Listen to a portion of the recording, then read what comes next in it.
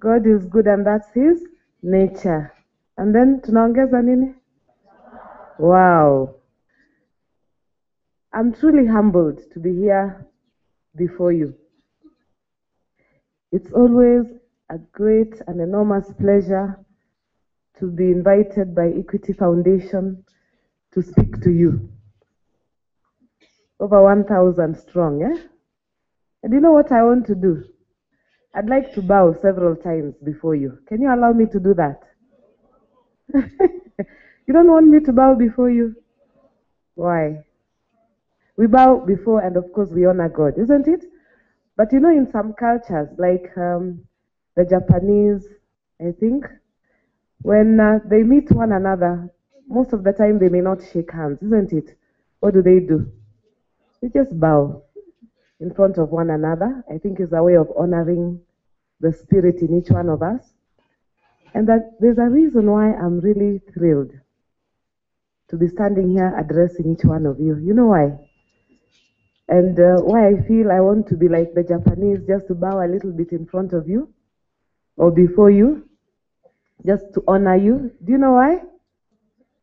Because you see, I'm speaking in front of future doctors, future engineers, future presidents, future, what is the feminine term for presidentess? Presidentesses, isn't it? Future CEOs, great persona and people that in the future are going to lead this country and the world to great heights. Don't you think so? So that's what I actually am recognizing today, because that is a fact. So why don't you appreciate yourselves for that potential in you? For that potential in you, okay? And the reason why I'm so certain about this, I'm 100% certain, is that each one of you have been given this unique opportunity to be part of the Wings to Fly program with the Equity Foundation. And I sincerely hope you understand what it is all about. Have you taken time to think about it and for it to sink into you and for you to get excited by what is ahead of you? Have you? Really, really, really? Truly? You know, there are some of us who just move with the wave. When the tide goes this way, it washes us like the seaweed and sticks maybe that the currents are carrying through. But I'd like to ask you to take time every day, okay? Just take about 5 minutes every day and meditate about this opportunity that you have. Because sometimes we take things for granted in life. You know, you wake up in the morning, you go for tea, you take your breakfast. Then some of us just find, mlolongo wa watu, we are moving towards tea and breakfast. Then from tea to breakfast, we are moving into the hall. Then from the hall, we are moving maybe for break. Then from break, we go into the hall. Some of us, when you're in the hall, we doze, we sleep, we worry, we are anxious. Half of us listen. And you know, I'm told that every time someone speaks to us, if we don't take notes, if we don't write something down, we will remember about just 10% or even less of what that person spoke or talked about. So I hope you have some notes, isn't it? And a paper and a pen, because I'm seeing some of you with just folded arms, like this young lady in front of me. Tafuta karatasi tafadhali na kalamu. You know, I'm one person that moves with a notebook. I have a notebook here. And this notebook even has my name. Wherever I go, wherever I am, I learn. I take notes. I write something down so that I don't forget. I listen. I don't take it for granted that the capacity of my mind and my memory will absorb things 100% and retain everything I learn 100%. So I'm just humbly asking all these future doctors, these future engineers, these pilots that are going to, you know, fly the Boeings and the Dreamliners a few years from today, okay? the economists that are going to solve all the world's issues of poverty and whatever, be humble enough to just write a few points of what I speak today. Kindly. Is that asking of too much from great minds like you? Okay. So are we starting off on the right note? Okay, so that we are attentive, that we are engaged throughout today, from this morning when you're so fresh to the last person that will talk to you today. Each person has something to give you. And be humble enough to learn. Be teachable. If you ask Borus, this is a phrase I have used so many times in my life. Be teachable. Be teachable. So be willing every day, all the time, to even learn from one another. Don't assume that the person next to you cannot impact something on you. And I think that's part of what my presentation today is all about, a winning personality. I'm not here to talk about academics. I think that we have enough of, isn't it? All the time, right? About a winning personality. A winning personality. I want to commend you. This morning when I came in at around 7:30. And I thought that maybe by 8 o'clock or, 8:15, as is the custom of very many of our people in Kenya, when you're given a certain timeline, maybe it would be the time you'd be streaming in, and maybe you'd take some time to settle down. But I was very excited to notice that by that time, this hall was full. So why don't you clap for yourselves for that initiative? The hall was not just full, but you are orderly. You are orderly. I could tell that you're purposeful. You've come here for something. And maybe that is the training that you've had. And then just before time, I had a few of your leaders come forward, and you started the day with a prayer and with worship, praise and worship. And I think that is really great. That's huge. Coming from great minds like you, that you can be humble enough to put yourself in God's presence, I think that was another wow. Appreciate yourselves, pat each other on the back. It's not everywhere and everybody. So don't take that for granted, okay? And that's why I'm really, really, really humbled and really happy that I'm speaking in front of such great potential world leaders. And that's how you must each see yourselves as. Despite your circumstances, despite your challenges, despite your height, whether you're 5'4" or 2'3", despite everything else, okay? Do you know why? Do you know why? Because God made you in His own image and likeness. God has made you in His own image and likeness. It doesn't matter. Everything else doesn't matter. Whether you're male or female, whether you come from impoverished backgrounds or from very privileged families, it does not matter. Because we are all equal in God's eyes. And He has given each one of us that capacity to be great. If we can only be teachable, and if we can only pick from other people's brains or pick other people's brains and get to really understand that we can magnify ourselves also in His glory, then we will be truly great. And that is something I really want you to be very sensitive about. Really think about it, truly, okay? So hakuna kudoz leo, sawa? At least not in my wake, and not for the rest of the day, sawa? So let's give God one big clap. Yay, okay? So God has made us in His own image and likeness. So in other words, we are fearfully created, and therefore we are perfect in God's eyes.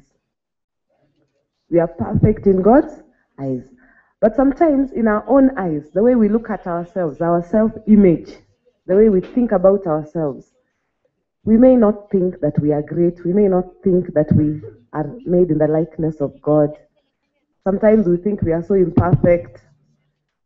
Then instead of working towards what God has made us to be, we give up. We give up. And we lose track, we lose focus, And that is where now we start losing it. And that's why today I'm really happy to be able to talk about a winning personality. Okay? Yesterday, I have a teenage son, my last born son. By the way, have I told you about myself? Not quite, huh? I am 52 years old. Half a century plus. Yay! You're surprised? Because of my attitude, my winning attitude. It's not about the years you have served. It's about how you take care of your mind, how you take care of your body, and how you take care of your spirit and your soul. That is what makes you truly a human person, let me put it that way. And I'm wondering, when I look at some of you are looking like twice my age. Kwa maana mumebeba stress. Stress. Fear. Worry. You'll die before you're 20. Because of heart failure and high blood pressure. Maybe by 60, 45, there you'll have diabetes because of your living, your lifestyles, and of giving up on yourself altogether. So I'm a mother of 3. My firstborn daughter is 27 years old. My lastborn is 18. 18, eh? I've been a teacher for the last 27 years. So I had my daughter just after when I started teaching. And I've been at Precious Blood Secondary School for the same number of years, since 1988. Mulikuwa wapi? 87. Mulikuwa wapi? God was planning for you, okay? And then I've been the head at Precious Blood now for the last 8 years, since 2006. And I think it gives me some little authority to be able to talk about some things, isn't it? Maybe you'll be able to be more convinced if I sort of tell you a little bit about myself. I've got a bachelor's of education in chemistry and biology. And then I also have an MBA. And I'm an author of books. I write books in biology. Those of you who have read Longhorn books, some of those books are... and I love to sing. And I love to dance. Not today. Today I'm only singing one song. A winning personality. So please listen. Okay? Now I think I have your attention. Okay? Nani amedoze bado? Remember, I'm going back. We are wonderfully and fearfully made in God's own image and likeness. He has carved us where? In the palm of his hand. Before you were born, God knew you. And what he has made you for great things. There's only one limiting factor. And the limiting factor is our image of ourselves. How we perceive ourselves, what we think of ourselves inside of us. And if we can deal with that and a few other things and create this winning personality, then we can be what God intended us to be. Am I talking to somebody? Okay? Am I talking to somebody? Because I mentioned that I said something to my youngest son last night, and I told him, you know, I'd like to go with you somewhere. He refused to come with me today. And I was hoping he'd sit among you so that even as I talk to you, I'm also talking to him. Okay? And I said, now, how do I start my presentation? How do I capture the minds of the young people that I want to talk to today? And he told me, ask them just one question. Eh? And I'll ask you the question he said I should ask you. So he asked me to ask you that, and I think this is because that is what he asked himself as well, that if you were to die today, sounds so serious, eh? But of course you're not going to die today, okay? What would be the thing or the one thing you would feel that you had not actualized about your personality? What would you have wanted to do more about yourself before you died? And in other words, I think what he was trying to say is this, that each day we need to have this consciousness about who we are and what we are adding up to, what we are amounting to. So that it's not business as usual. Kila siku sio kawaida. You see, like now, you are all, which form are you, all of you? Form 4, isn't it? So what is one of the things that now you're all, that is on your mind, whether we like it or not? KCSE. For how many of you put up your hand up if you think KCSE is on your agenda today or tomorrow? Definite. We don't have a choice, literally, isn't it? When you're in that class, your teachers are talking about it, your parents, if any, are reminding you, your guardians are talking about it, So now what is all this business about KCSE? Does it start and end with KCSE? Does it? No. Okay? But again, if you don't plan for KCSE, then what happens? What happens? And how are you going about sorting yourself out so that your self-esteem is high, so that you're confident about your KCSE exam? And you see, in the same vein, we want to talk about our life. Okay? So for KCSE, you have on average how many subjects, each one of you? 8. Compulsory ni ngapi minimum? Almost 5, isn't it? Whether we want it or not, we will do math, Kiswahili, English, 2 sciences, isn't it? 1 humanity, isn't it? And maybe the other choice subjects. So now you know, for example, that maths, you're going to sit for maths, whether you like it or not.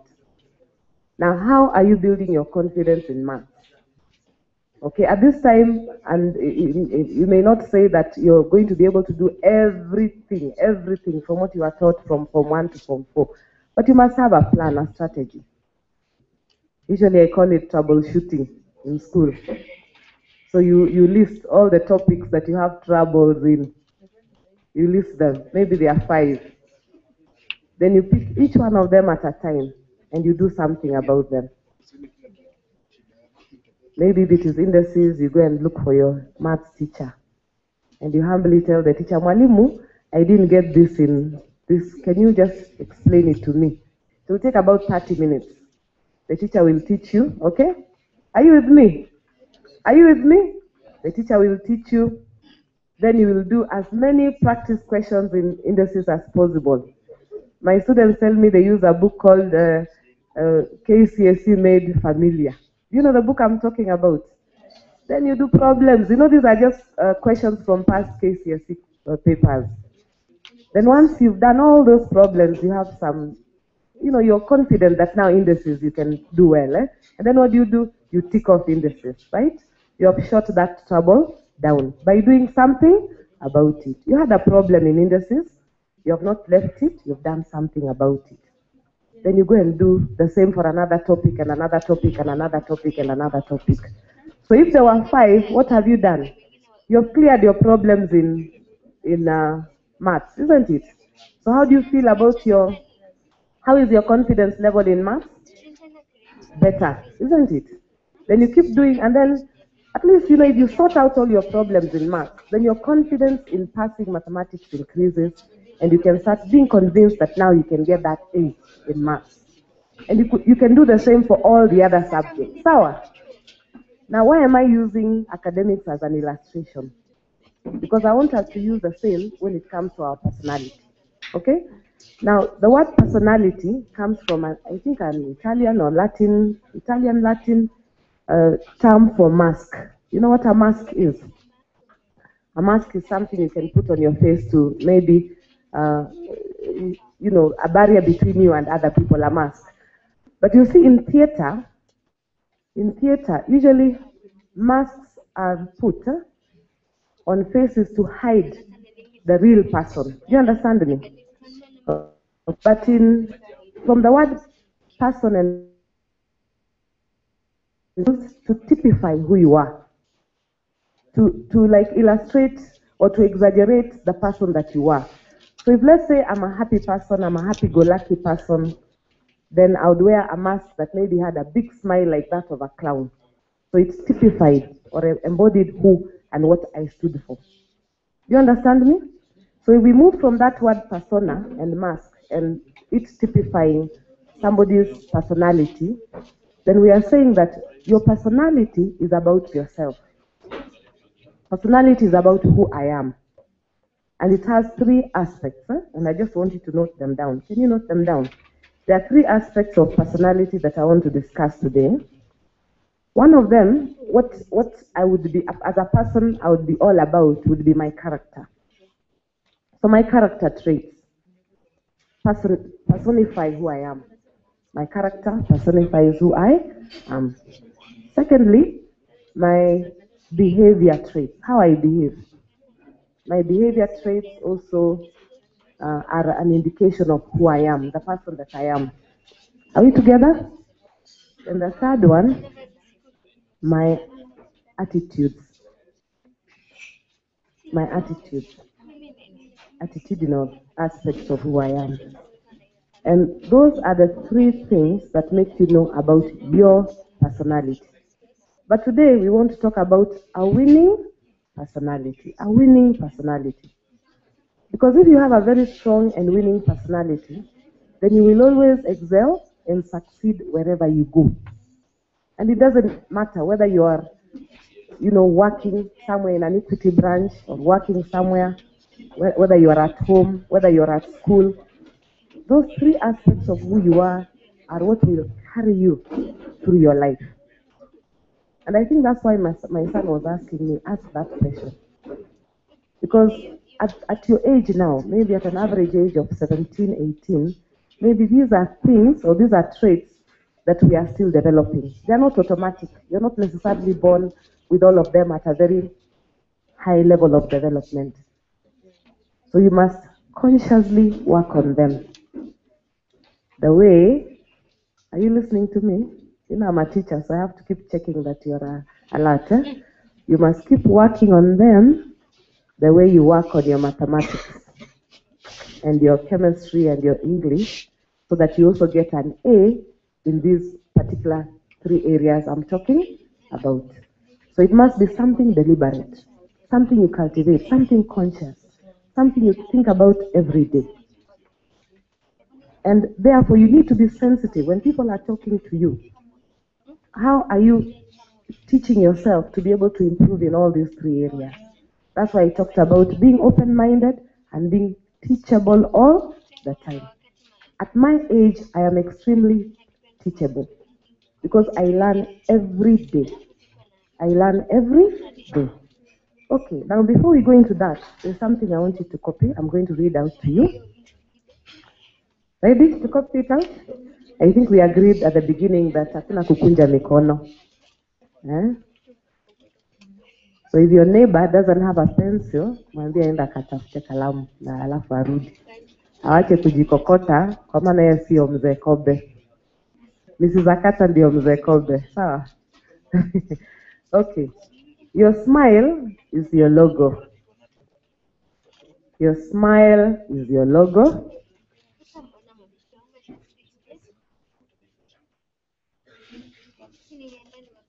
Your personality is your business card. Your personality is your business card.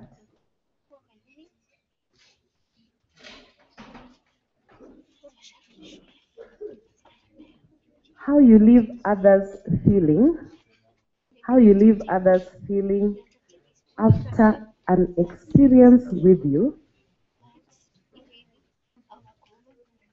becomes your trademark. How you leave others feeling after an experience with you becomes your trademark.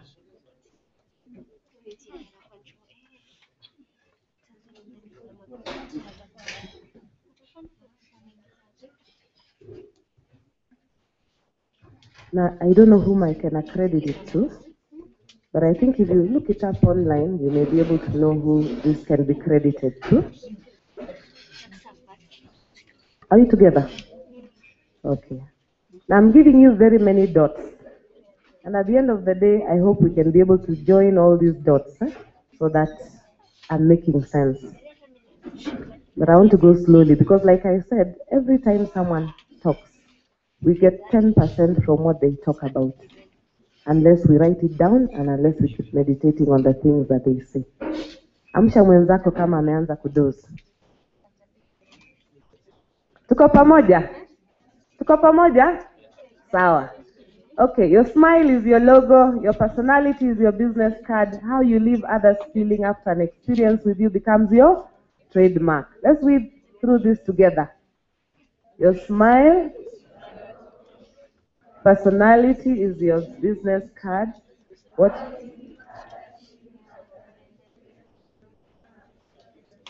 Okay, so this is something I want you to really think about later. Now let me start somewhere. Again, that may look like, why am I starting there? I talked about self-image. We started off and I said this is how God has made us. God has made us in a certain way, isn't it? But why is there a disconnect between what God has made us and how we perceive ourselves? And how big is that disconnect? Because for some of us, that disconnect is very big, very wide gap between what God has made us, what God has created us to be, and how we perceive ourselves, how we see ourselves, what our image is, and what we give out as our business card. What is our business card? Hey! What is our business card? What is the logo?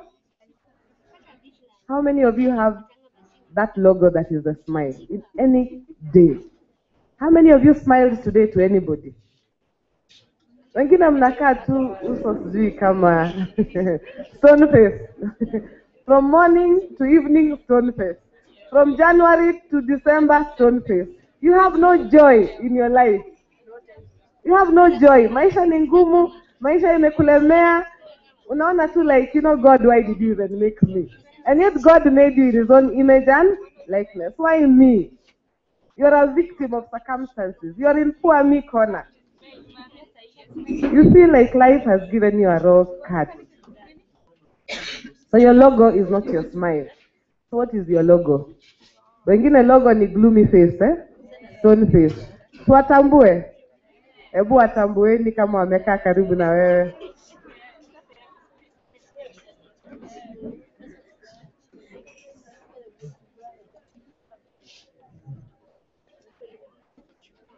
Okay, let us look at the trademark.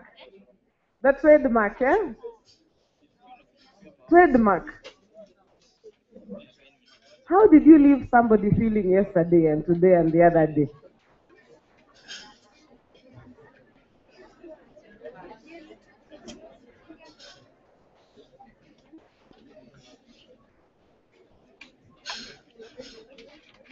The disconnect between what God has made us in his own image and likeness.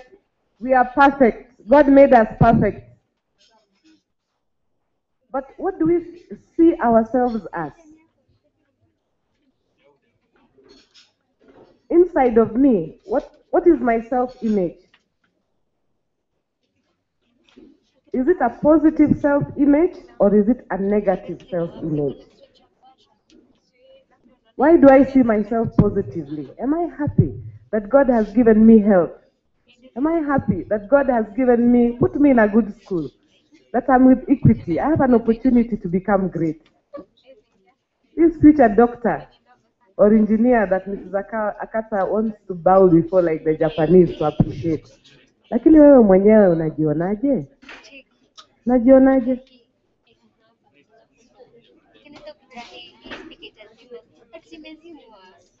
What have you decided is what defines you? Is it your grade? Your position in school is what defines you?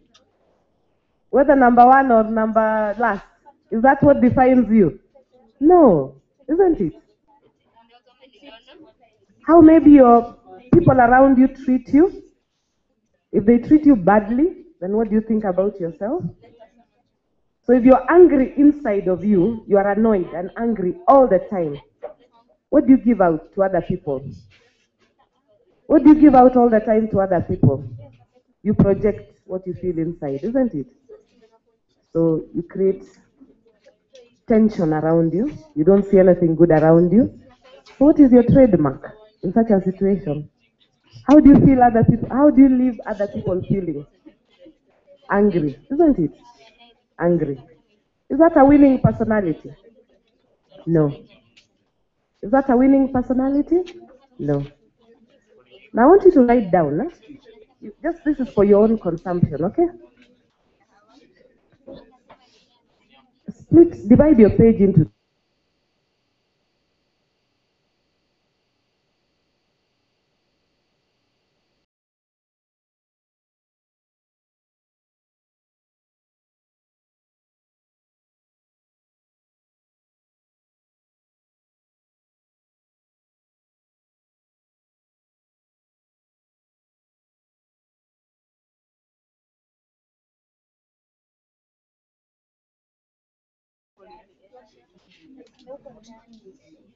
Don't copy. How do you copy? You're not a copy. God made you an original. You're not a copy, so don't copy. Nandika, chap, chap, chap, chap, chap, chap. 5 of my personality traits, whatever they are, and whichever way you perceive them to be. The way you see yourself, okay? The way you see yourself. Just 5. Whether you see yourself to be happy, whether you see yourself to be honest, whether you see yourself to have a negative attitude. I've said anything. Whatever comes first into your mind. Whether you see yourself to be positive, outgoing, person with high integrity.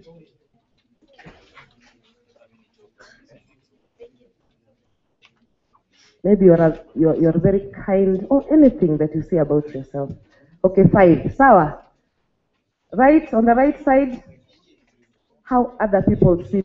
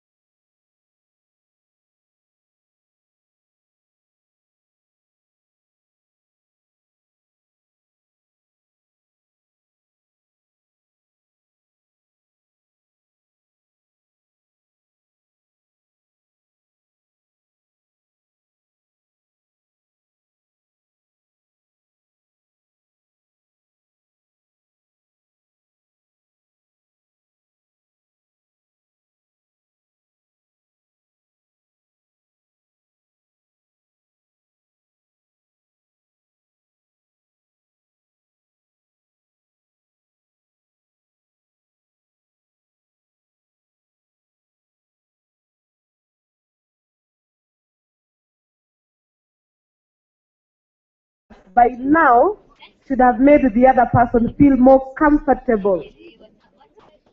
By starting off in the morning, someone sits next to you, the first thing you say is hello, with a smile. That is your logo. Whether you know the person or not, whether you like the way the person looks or not, whether the person is another, tall, short, black, dark, brown, green, male, female, fat, thin.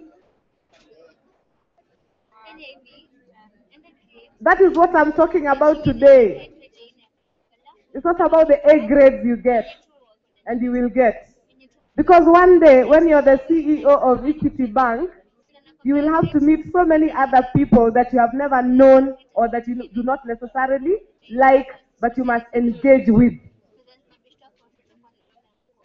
You don't sit next to a person and have a stone face, especially when you're all from wings to fly, surely. Don't you think there's something wrong? Higher. Now let's start. We made that mistake in the morning. Now can you start by acknowledging the person next to you? By simple handshake, a handshake. Hello, how do you do? My name is...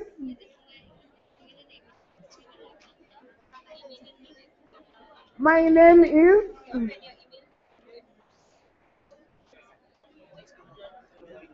I come from...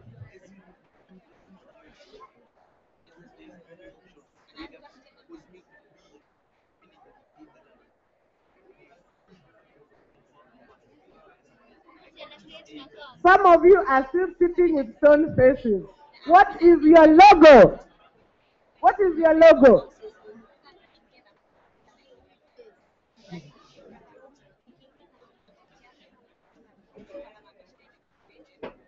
Nobody was born with a winning personality. We must cultivate a winning personality deliberately.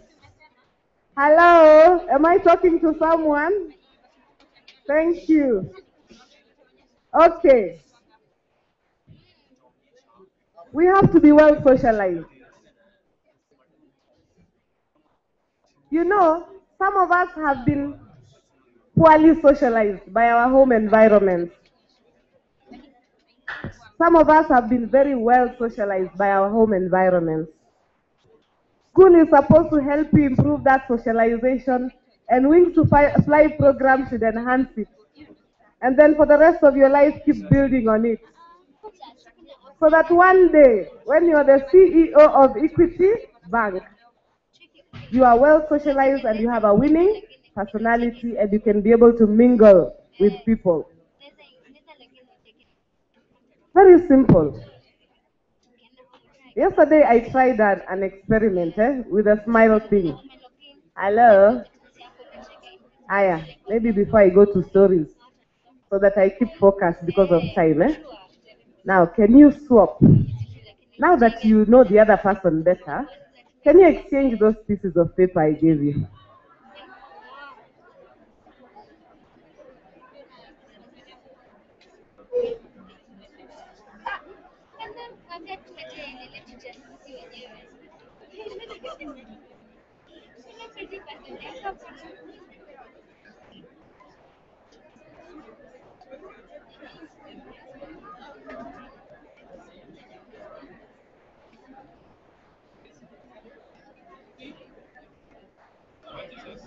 Hello?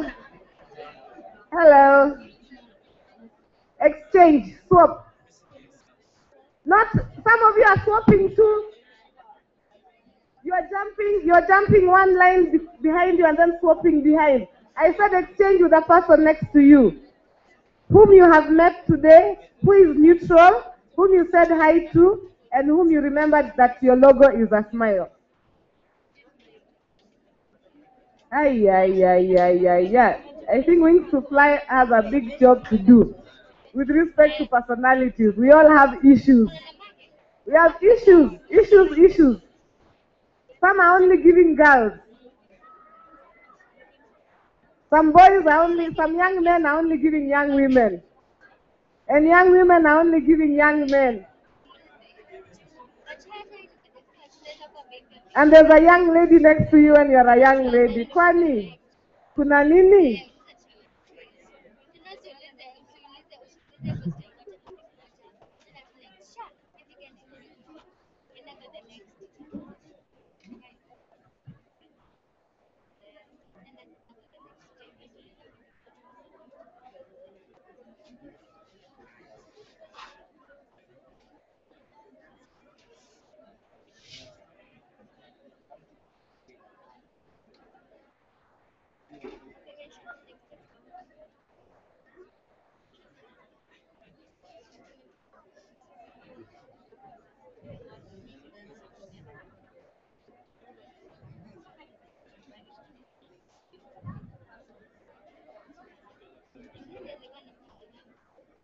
I'm giving you 2 minutes.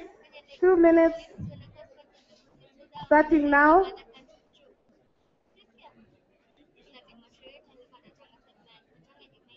Now listen, the point is not to laugh at what the other person has written.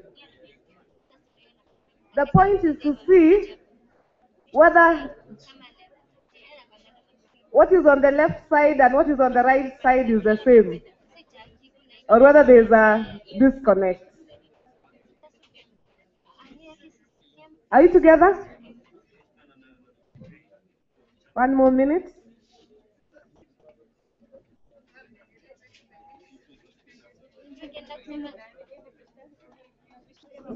Is there a disconnect between one side of the page and the other one? Or are the two sides the same, and yet you are the same person? You're the same person. How you perceive yourself, how other people see you, and then remember there is what God has made you to be. Tumeelewana? 3 things. We are wonderfully and fearfully made. Our Lord, our God has created us in His own image and likeness. Therefore, we are perfect. That is how we see ourselves and how other people see us. Is there a disconnect or is there a connection? Give back the papers if you haven't. I'd like 2 people to just stand up and tell me what they have noted. Anybody? Any volunteers? Yes? You have a big smile, wings to fly. Tell me. Stand up. Hello. Let's listen. Come. Can I have a lady to come forward again? A lady. 1 girl. Come, come.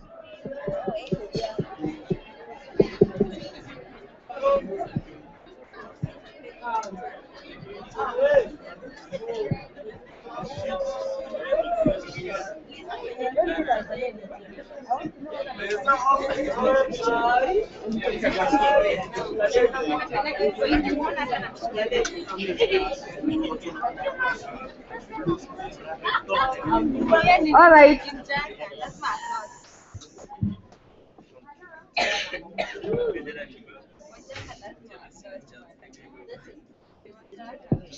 Hello. You know, I have to ask their permission because I wouldn't want to embarrass anybody. They have come voluntarily, isn't it? Now they want to read what they have to us. Let's see whether there's a disconnect or a connect. And then we remember what God has made us to be. And then from there, we'll see how we finish. Okay? So. My name is Jacqueline Wangoi from Nakuru Girls High School.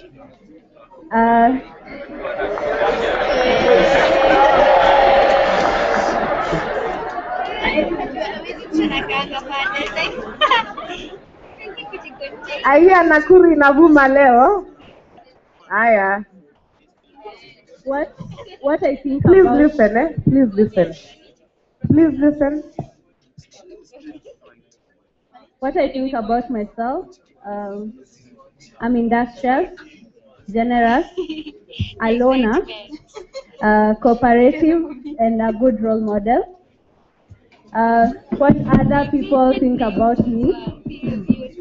People say I'm a brag, proud, uncooperative, unsocial, brilliant, choosy, and kind. Let's appreciate her.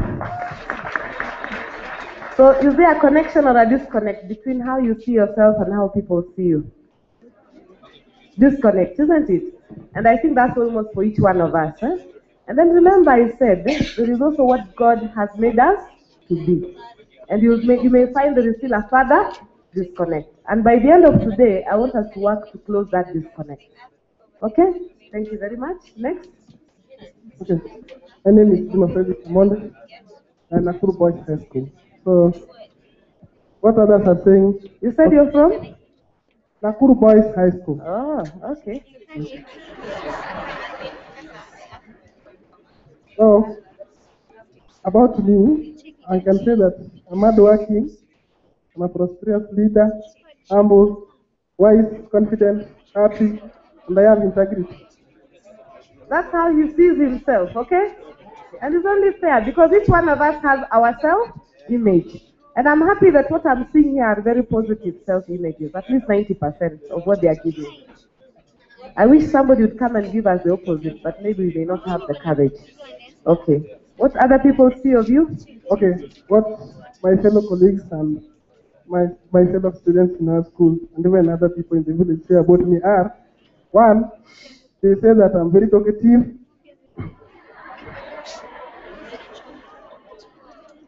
Okay, they're also saying that I'm very courageous. Okay, the third one, they say that I'm the most polite person in the society.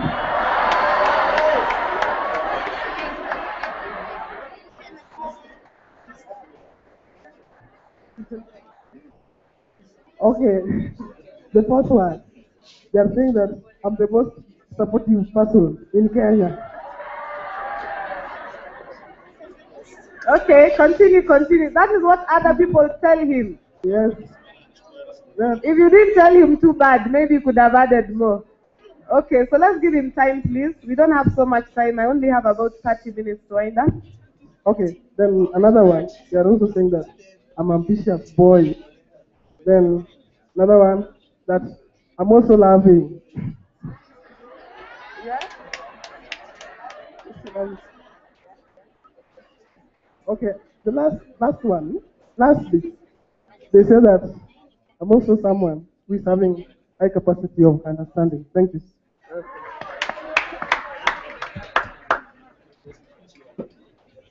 Okay, let's appreciate him. Let's appreciate him. Is there a disconnect or connection between what other people see of him? There's a stronger connection. So maybe he's more honest with himself. Maybe he's more real. So that the way he sees himself and the way other people see him maybe gives us a bigger connection. Okay? So now I'd like to go through some of the aspects of a winning personality. And for most of these, I think these are things we've been talked to many times. But the point I wanted to make with that exercise is one of the very important things that we must be able to do is to be able to know ourselves. Know yourself, know who you are. And then also, try to also get to know yourself, not just from your own internal awareness and maybe understanding of yourself, but also try to see how other people see you, especially if people are honest. There are times maybe you're very direct, but you hurt other people. You hurt other people and you're not very considerate about their feelings and thoughts. Remember, I want us to go back to that quote I left you and about your trademark. You remember what I said about the trademark? What is your trademark? How you leave others feeling after an experience with you becomes your trademark. So you may see yourself as being honest because you say the truth and you say things as they are. And you can say things as they are to somebody's face. But maybe the things that you're saying to somebody's face actually hurts them and hurts their feelings. Or maybe the things that you are saying that you think are true put another person down. Okay? Or put someone off. And at the end of the day, your impact on the people that you are around actually is the kind of impact that is hurtful. Because whether we like it or not, we are not islands. We don't live alone. Relationships are very important. And sometimes who we are depends on the kind of relationships we have with people around us. Whether our parents, whether our teachers, our siblings, friends in class, someone that you just met that is sitting next to you, maybe because you're in the same conference. How do you relate with other people? And is your behavior sometimes maybe the kind of behavior that puts other people off? Or is your behavior sometimes the kind of behavior that is limiting behavior? Because then it does not allow you to exploit your environment to the maximum. You're in school, but because you're very shy, You cannot approach your teacher when you have a problem in indices, your maths teacher. The topic was taught, it's done, you need help. You're too proud maybe to approach another Form 1 or Form 2, any other student that could actually help you. Maybe because you feel this person is in a lower class than you, or they look like that or the other. So your interpersonal relationships, how you relate with other people, affect you. And they limit your growth, they limit your development, and they affect your personality.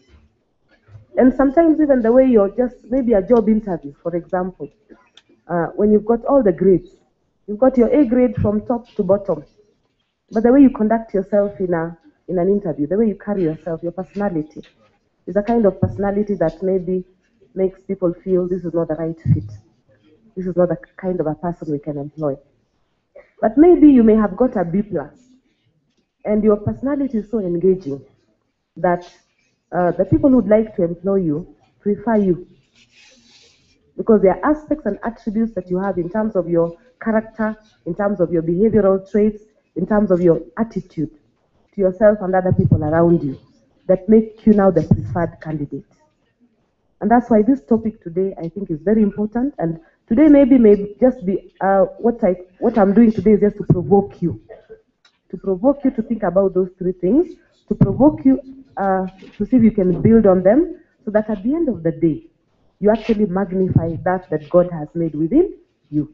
Because sometimes the way you perceive yourself and the way other people see you, maybe that disconnect when people tell you you're proud, and yet you feel you are actually bold in a positive way. You are outgoing.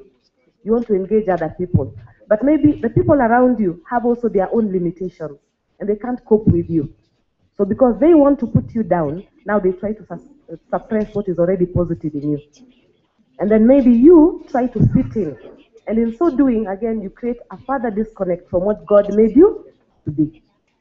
Okay? So it's very, very important that you start thinking about your personality, grow your personality, create a winning personality, and see how best you can relate to people around you so that you can be able to actually be the best that God wanted you to be. So some of the things that I want you to look at, and you can just write them down. Remember when we talked about character traits?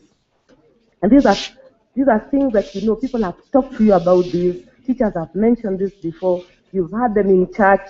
You've probably heard them from other speakers also here, maybe with Wings to Fly, from the time you came to now.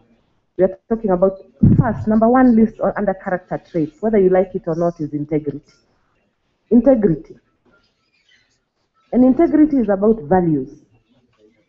It's about values. Honesty. You know, when you see 1,000 shillings has dropped somewhere, you're in the dining hall, don't go and step on it. Usikanyagie your 1,000. Usikanyagie, sawa? Ukingoja watu wapite ndio uchukue weke kwa mfuko. Pick it up and hold it up and ask, whom does this belong to? Hiya. Borus. Nora, can you hear that reaction? Why are you saying hiya? And some of you are going to work in banks, surely, sincerely. What will that 1,000 add to your life? If anything, by the way, you lose all your blessings. Hello? Because that is not what God made you to be. Remember the first thing I talked about. God made you in his own image and likeness. Usikanyagie. Because when you ask who the owner is, what you're creating is an attribute of your personality that people realize you're cutting yourself a notch higher than what is average. Because the average person is the one who will step on it. Do you understand me? But the above average in terms of integrity will hold it up and say, whom does this belong to? I found it. So when you all go, what are you telling me about your personalities in terms of integrity and honesty? Is that a winning personality in terms of honesty? Because you see, what you gain is more than that 1,000. You gain trust. People trust you. Your friends will trust you. The person who has employed you will trust you. And instead of being that clerk in the bank, you might one day rise and become the bank manager. I've seen students that I've taught who have held those values in esteem, and they are actually directors and CEOs in some of the most renowned companies, not just in Kenya, but even outside of Kenya, because of just one thing: integrity and honesty. Because the trust that is bestowed on you is worth more than that 1,000 shillings unakanyagia. Because when you kanyagia that 1,000, you think nobody saw you, but the person who actually sees you is yourself. And at the back of your mind, you're worried that someone could have seen me, you're nervous, and that is now what affects your personality. You become withdrawn, or you become now the opposite. But people find you, there's always something about you, and they say that person is fishy. So think about it: integrity, okay? Honesty. And I don't want to go too much into integrity. You can discuss this and you can find out more about integrity. When you give someone your word, you make a promise. Do you keep your word? Do you keep your word? Or does your word not count for anything? What does that say about your personality? You get me? Hello, why are you quiet now? Because I'm touching something, eh? Yeah. Which means your consciences are intact because you're future doctors. Will you be the doctor that will carry out abortions?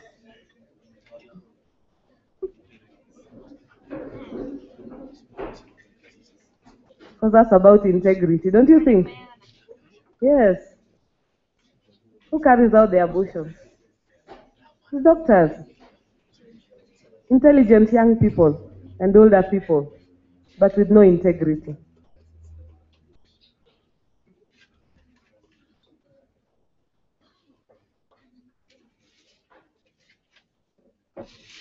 Are you together? I can go on and on, but I'll stop there, okay? Character. We are still on character traits, okay? Acceptance of yourself, who you are. Being yourself. Let me just put it very simply for you to understand me. Being yourself. There are a few of us who like to pose. And especially when we feel that maybe we come from backgrounds that are limiting in one way or the other. And I've seen people or young people who will not want their parents to come in front of a gathering like this because they feel ashamed of the way their parents speak or their parents look, because they themselves have been posing to be very different from what is real or from what they come from. So be yourself, accept who you are, accept your social background, and people will respect you for that. Because people don't look at what is outward of you, they really appreciate what is inside of you. Discipline, self-discipline, these are just issues of character, and I'm saying these are things you've been taught in school, in church, at Equity, but these are character traits that create a positive or a winning personality, okay? A high sense of discipline, high sense of self-management. How do you manage yourself? How do you manage your time? What is it that comes out of your mouth? You know, what are the things you talk about? Do you respect yourself? Do you respect other people? Do you talk about other people badly? So if I'm speaking to Grace today about Jane, and I'm talking badly about Jane to Grace, then in other words, I'm telling Grace, when I meet Jane, I will talk very badly also about you. So watch what comes out of your mouth. Discipline what comes out of your mouth. If you can't say something nice about someone, don't say anything at all. But if you can, speak well about other people. Speak well about other people. Raise other people. Appreciate other people. So be disciplined in your mind, in your thoughts. You know, what kind of thoughts are you thinking? Sometimes you find people are sitting like the way you are sitting, and you find a case of maybe a boy or a young man putting his hand on a part of a girl that he should not be putting. Because he's indisciplined in his thinking. and vice versa. The same thing with us young girls these days, okay? So, you know why I'm talking about discipline? I want you to look at discipline in its broad perspective. Are we together? Are we together? Are we together? How do you dress? How do you dress in any given day? That's part of discipline. Sawa? Okay? There's appropriate dress for specific places. When you go to church, please, usivae mini kwa bedroom. Am I speaking to someone? Discipline. Sawa sawa? There are so many aspects of discipline. I don't want to go into too much of that. We are talking about character. Character traits. Your commitment to yourself, to your work. Equity has given you so much in terms of sponsorship. Are you committed? Are you committed at school? And for you to be committed at school, again, we are looking at your inner self-image, how you think of yourself, your inner self in terms of self-motivation, in terms of what you want to be in the future, your goals, and then your commitment to that vision of who you want to be. And for you to be committed and to stay on track, you must be disciplined. Okay? So, can I leave that? Just a few, okay? But I'm just saying, for you to have a winning personality, those are aspects of what you must be. And it's not just in school, wherever you will go in your future. Okay, behavioral traits. Let me move to behavioral traits because I don't want to go too deep into all these issues. Under behavioral traits, we are talking about interpersonal skills. Interpersonal skills. You know, one of the things I mentioned this morning in passing, I said that you come and sit next to someone in a hall like this, where you're all members of the Wings to Fly, and you sit next to someone whom you found there, and you can't even say hello. You can't even shake their hand. What are you thinking? What is your logo? What are you thinking? That this person is a stranger from Mars? Isn't it just courteous to say hello? Isn't it? Just at least say hello. The least you can do is say hello. You can say sorry when you hurt someone, isn't it? Or are our egos bigger than our talents? Are our egos so big that you hurt someone, you can't say sorry? Yeye aseme sorry kwanza. Your deskmate upsets you. If you say sorry, who becomes the bigger person? Always be the bigger person. What does it cost you? Nothing. It gives you a winning personality because people realize that you're generous with yourself, and you become now the person that people want to be with, the people that want to have as a friend, because of those personality traits we are talking about. So interpersonal skills is about how you relate with other people, relationships. Create positive relationships. Encourage one another. Okay? Encourage one another. Motivate one another. Don't walk it alone. They say sometimes, when you walk alone, the journey is longer. But it is shorter when you walk with someone because you share each other's pains, you share each other's victories, and before you know it, the journey is done. Okay? Then communication skills. For you to have a winning personality, you must also work on your communication skills. Communication is about information, giving information, seeking information, clarifying issues that are not clear, making sure you're understood, making sure other people are understood. Because most fights and most misunderstandings, even at your age, or even at my age, even in marriage, are simply because of miscommunication. Miscommunication, misunderstanding. Communicate. Give information, seek information, clarify. Are you together? And make an effort. Some people just sit and then something is said, unasema, ati walisema? Walisema? Tunadu? Tunaenda? What's next after this? And yet you have information, which is given to you in the form of communication, either like today, I was given the program for the day, but I don't read it. Now, if I don't read it, I don't get that information, and I find myself in the wrong place and asking other people instead of being the leader. Okay? Communication skills, okay? Leadership qualities. Work on your leadership qualities. Each one of us has the capacity to influence other people positively. That is positive leadership. When you influence other people in a positive way, make a deliberate effort to strengthen your leadership skills. Don't be the kind of a person who has no idea what is going on. Take initiative. Take initiative. Be a problem solver. Be a problem solver. When there is a problem in your class, there's a problem at home, don't be, at your age now, you should be the people creating solutions. You should be the peacemaker even at home. Maybe I have a dad who comes home when he's drunk, and the first thing he wants to do is to kick my mother, or to kick me because I'm the first object that he saw. And maybe it's because he has his own issues that he has not resolved, and his own frustrations. Then how do I handle that situation at home? How do I talk about my dad in front of other people? What about at home with my siblings?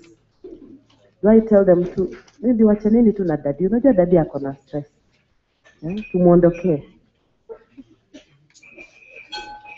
Be a problem solver. Don't be the problem, okay? Be a blessing wherever you are. So work on your leadership qualities. You can read a lot about leadership. I think there's too much. I can't discuss everything here. And then, of course, stress and time management. Stress and time management. How do you manage your stress? Hello? How do you manage stress? By passing the stress on others. You get onto a matatu, and then the tout asks you to atilipa, he asks for the fare. And then wewe unamuuliza, kwani mimi ndio uliona? Umeona? Hakuna mtu mwingine hapa umeona. Mimi ndio unaona tu. What does that tell you about yourself? Who has the stress? Ni wewe ama ni the conductor? Ni wewe. Okay, the teacher is asking questions in class. And maybe because you're the type of a person who sits at the back of the class always dozing, the teacher keeps calling your name to keep you awake. Then what do you start talking about the teacher? Mwalimu ananionea. Ni mimi tu anaona. Ako na issues na mimi. Are you managing your stress well? Okay, stress management, whichever way it is. Talk to someone. Do some exercise. Find a way of releasing that stress. But if you manage your time well and you manage yourself well, then you'll have less stressful situations. Don't try to do too much within a short time, because that also creates stress. Because you may not be effective in what you're doing. You may not be effective in what you're doing. Are we together? I don't want to go too much into behavioral traits. We can discuss till the cows come home. Attitudinal changes. Attitude. There's this saying, our deputy really likes using it. Your altitude is determined by what? Your attitude. Do you have a winning attitude? Are you positive? Do you have a positive attitude all the time in everything? You have a positive attitude all the time. And an attitude is something you can create for yourself. Or are you negative? Are you so negative that hata watoto marafiki wako wote wanakutoroka? Hata mosquitoes zikikuona zinakuhepa. I'm trying to wake up those people who are sleeping huko nyuma. Thank you for looking up. Attitude. Develop a positive attitude. Make sure your attitude is a win-win attitude. It's not about negative competition with other people. It's about building one another up. So even at school, if you're trying to build up your maths or your chemistry, have a positive attitude, help another person. In so doing, you both win. Compete with yourself. Because you learn at your pace, God has given you a certain pace and capacity, and that is very different from another person's. And then keep the end in mind. Have you heard of that expression? Keep the end in mind. So focus on what it is you're aiming to do. Keep the end in mind, so that any obstacles that come in front of you, any challenges, they're just that. They're just obstacles. If you fall down, pick yourself up again. Dust yourself. Create what I call perseverance. Perseverance. Things can be hard sometimes, but it doesn't mean they are impossible. When you find you're challenged by something that it is that you're trying to do, maybe think, what is it I want to gain at the end? Maybe if it's in life, I want to maybe create a career situation for myself, or maybe I'm aiming at this particular grade. So for this particular moment, I'm really getting stressed. There are some things I'm not doing well. I am failing to achieve my objectives, my goals at this level. Don't get discouraged. Persevere, overcome them, then move on to the next level, because there's always tomorrow. There's always tomorrow. You can start again. And sometimes to be able to focus, you need to look at the bigger picture. If you just keep looking at what it is in front of you, when things are not working, it is very easy to give up. It is very easy to give up. Then the last point on attitude, synergize. Synergize. Work in teams, okay? Work in teams. Work in teams, like now, as performers in school, do group work. Do group work, do a lot of group work. Even at university, do group work. Something that is a bit challenging for you, when 3 or 4 of you are discussing it and everybody is bringing their mind or their ideas, then all of you gain. So synchronize your energy. Work together, synergize, and you'll find that you end up being better able to manage yourself, and at the end of the day, your persona is more positive. The mask that I talked about at the beginning that typifies who you are is a positive attribute of who you are. And therefore, people like you. You're likable. You're trustworthy. You're happy. You're joyous. You're positive. You're a strong leader. You're encouraging. You're honest. And all these things give you what I call a winning personality. And when push gets to, they say push and shove, you stand out. You stand out, you stand tall. But nobody is born with a winning personality. Each one of us has to work on it, okay? So be optimistic all the time, exhibit high integrity, and be helpful to other people so that people can appreciate you. So let's go back to what I gave you at the beginning, because I have 2 minutes. I think I was given... Okay, so it's 9:31 now. I want to finish. Your smile is your logo. Your personality. Let's read it together. Go back to that page.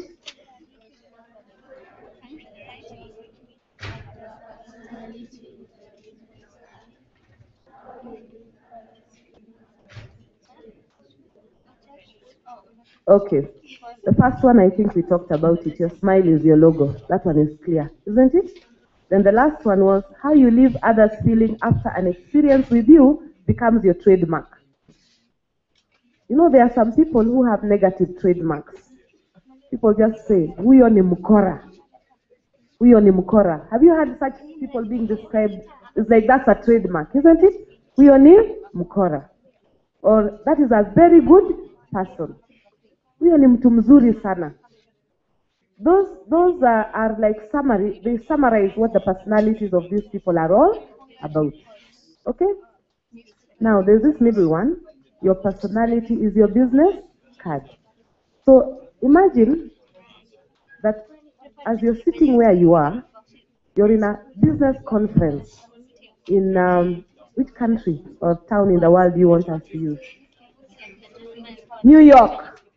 Can we use New York? For the fun of it, okay? Or even Nairobi, because Nairobi is also a hub these days, eh? Nairobi, let's use Nairobi and be proud of Nairobi, okay? You're in a big conference room, Equity Scholars Wings to Fly conference is what? Preparing ethical leaders for a global society. You're all from different schools, different towns, and this is the last day of the conference. You want to link up with one another, and you want to exchange business cards. You want to exchange business cards. You know, when you exchange business cards, you're leaving someone with a contact. And this contact, this person will want to follow up on you if they feel that it is worth following up. If I feel that contact is not going to add value to me, I will not follow up on it. And let's assume this time we are exchanging business cards that have on them our personality printed. Do you understand me? Our personalities are on these business cards. As they are today. How many of you would want to give out your business cards today?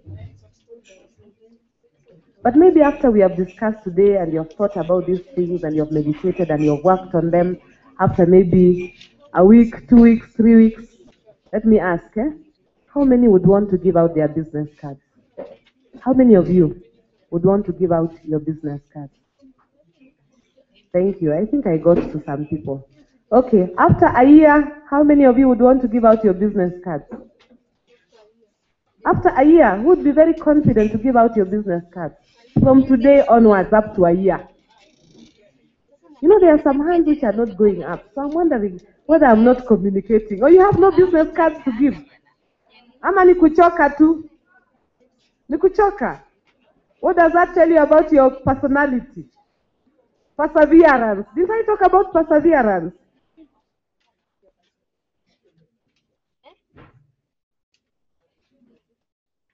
I also said when I started, be teachable.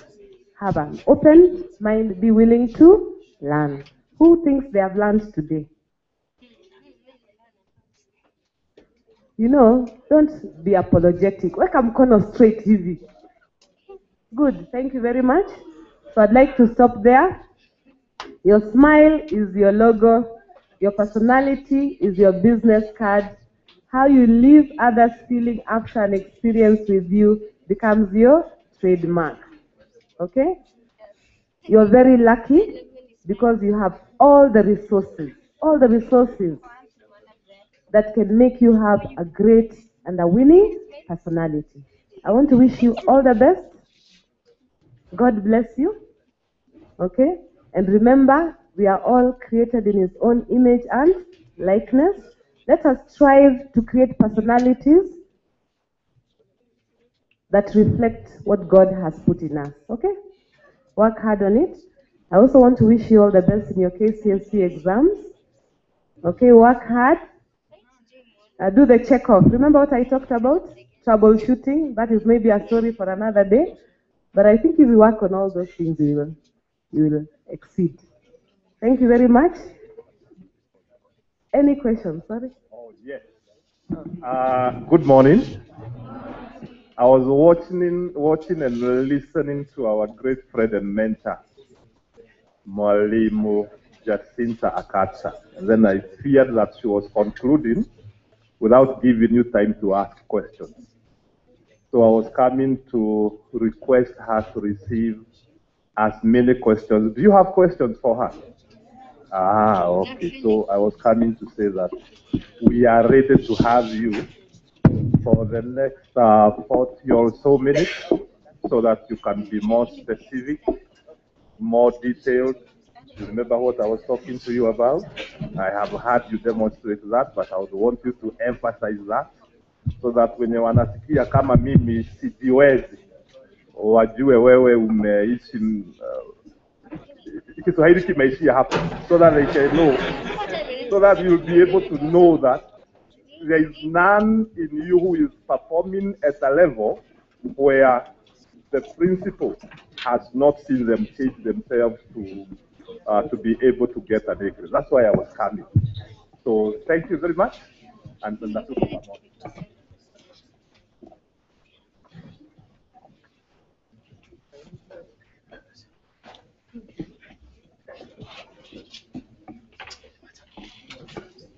I think they're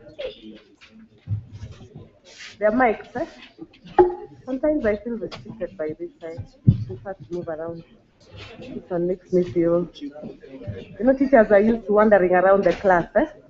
Going to the back to see who is asleep, who is awake, interactively. This one makes me feel a bit restrained. So it's okay. Let's take your question. I've been told I have enough time. I should not summarize too much. So I'll take your question. So good morning, everyone. So my question is, does being silent mean that one is humble? Thank you.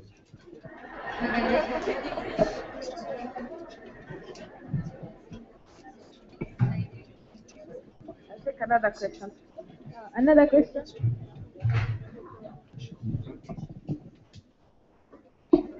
Hi, my name is Regina from Kapenguria branch. I'm asking, how do you deal with the personalities that people say about you, and yet you are not the person they say about you?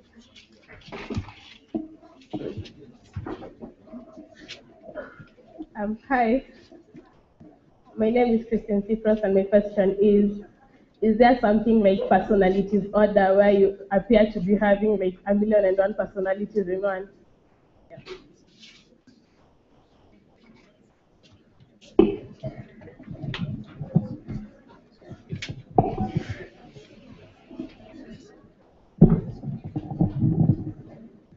Yeah, on the mic, Isaac Imani.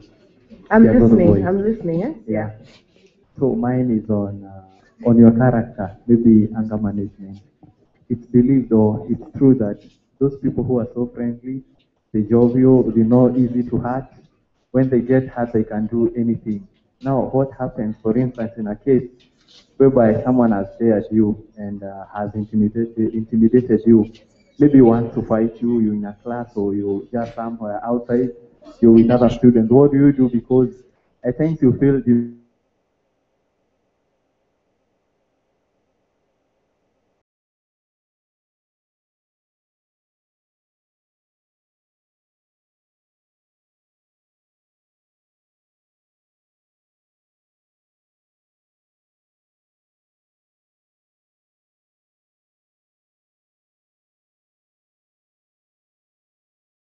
Character to listen, isn't it? Do unto others what you don't want them to do unto you. Yes, thank you. What happens in a situation when people think something about you, like for example, people think you're honest and you're pretty sure you're not? Should you like fake it, make them believe that just tell them the truth?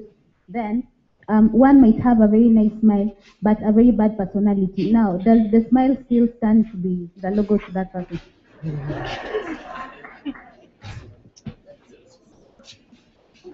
One more? Yes. So, I'm Julius. The question is there a cause for alarm if there is total disconnect with what you think you are and what people say you are? Okay, let me try to respond. The last one for now. Is there anybody else standing? Okay, let me take that one. I'm sure maybe as I answer some, then I'll be answering the ones that have not yet been asked. Okay, yeah, continue. I'm Valerie Kamau from Social Kagwe. What will you do for this kind of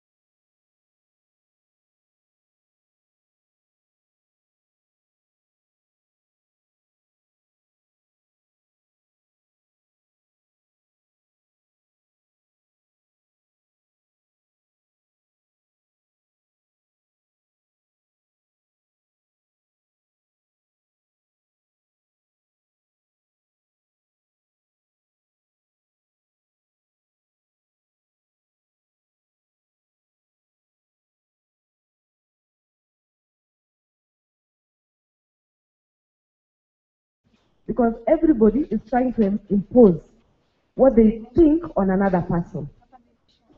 So don't, I'm going back to that last issue of about building others and the issue of correcting others. You don't necessarily build others by correcting their mistakes. You can build others by also supporting them in one way or the other. So I would say, don't worry too much about trying to correct other people's mistakes. Because at your age, most of the time, we don't take corrections positively from our age mates or our peers. We see them as challenges, the way someone has said. We see them as challenges. And most times we want to resist or hit back because we want to protect our ego, our sense of self-image.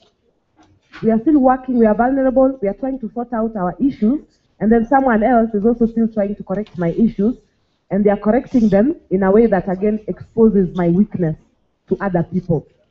That destroys my self-image. It humiliates me, it puts me down. Okay, so to protect myself, sometimes what I will do, I may act as if I don't care. But inside, I'm actually hurting, or I'm being affected by the things going on around me. So I'd want to advise you that the person who has asked about building one another, there are different ways we can build one another. And you need to be very sensitive about other people's feelings. And that's why there was that second part that I said, how does your interaction with another person leave the other person feeling?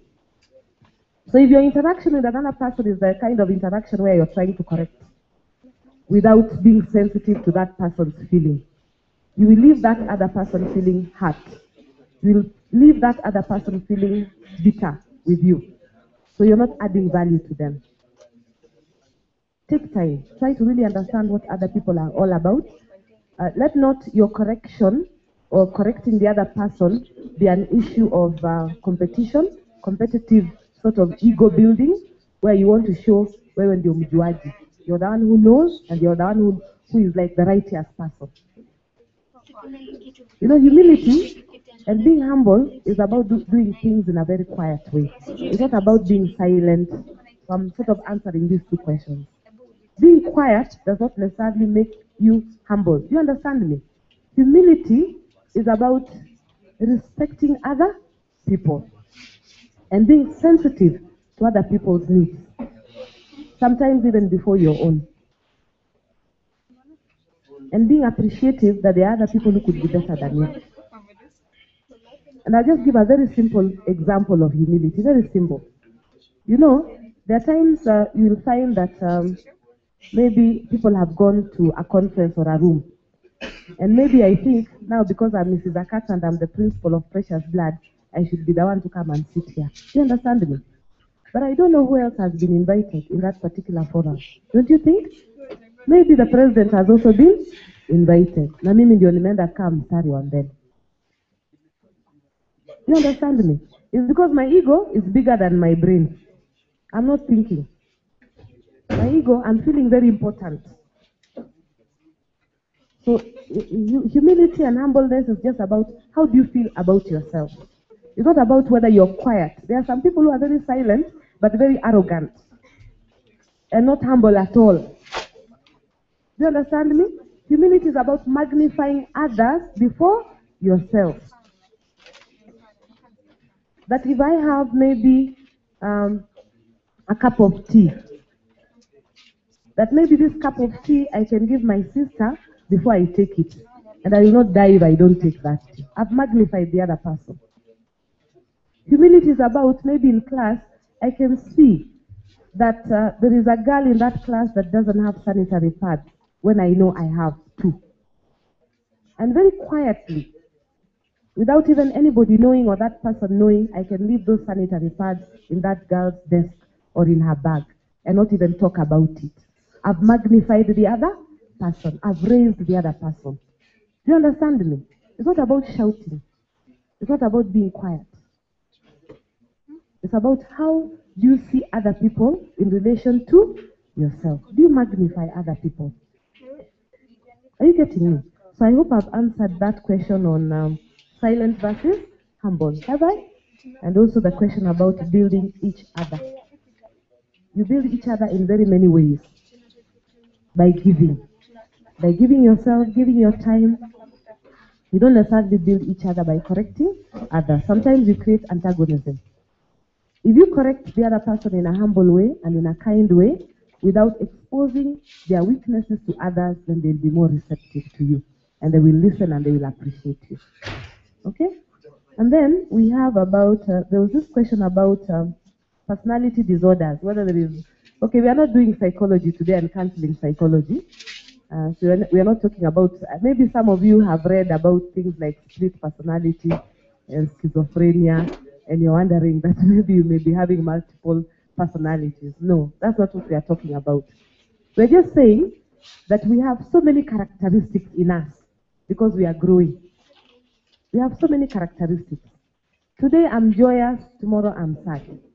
If I'm happy today, maybe it's because there's something that made me happy today. If tomorrow I am sad or I'm down, it's because something happened that discouraged me. Therefore, my emotions are the ones that are down. But my average attitude towards life is positive. So that when I'm happy, I'm truly happy. When something has happened that has affected me and put me down, I don't allow myself to stay down. I don't become miserable. And I don't go around complaining. Ati unajua, you know, there are times when it's like kuna mashindano ya problems. Najua leo nilipata sijui alama ya maybe I didn't do well in maths. Or even me, I didn't do well in maths. Hata mimi, I didn't do well in maths. Then it's like we are all lamenting. You get me? Ni kama tunashindana in a negative way. So when things put you down, we are saying for you to have a winning personality in terms of positive attitude, you just talk to yourself. Self-talk. It's very important that you encourage yourself. Don't wait for other people to encourage you. Other people are too busy sorting out their issues. They may not even care about you or even notice you. So learn to be the one now to talk to yourself. So you'll find maybe adults like myself and a few others have learned that when things are down, you can actually encourage yourself to try harder. You talk to yourself and tell yourself, or you pray to God and ask Him, help me to overcome this. So that you don't stay in that state of being down for a very long time.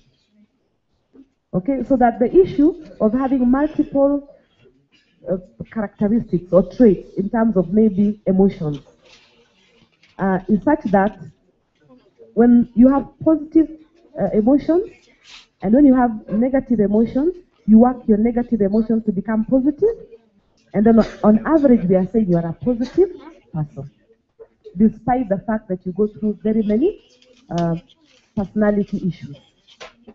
Are you getting me? So that's not a disorder. There's nothing wrong with that. It is very normal. Because in life, we have very many different experiences that make us have different feelings, different thoughts, and different maybe anxieties and the like. So I hope I've answered that one. And remember, again, you're a work in progress. You're not perfect. You're working towards perfection. Because God made us to be perfect. So every day we strive to improve ourselves in terms of our character, in terms of things like that. So it may be I've not been a very honest person. Maybe I've been dishonest because when I was being brought up, maybe if I ended up with somebody's ruler at home or rubber at home, nobody asked me, nobody questioned me. Okay? There are some of us who have been maybe brought up in homes where you come home from school with something which is not yours, utarudisha. Okay, utarudisha.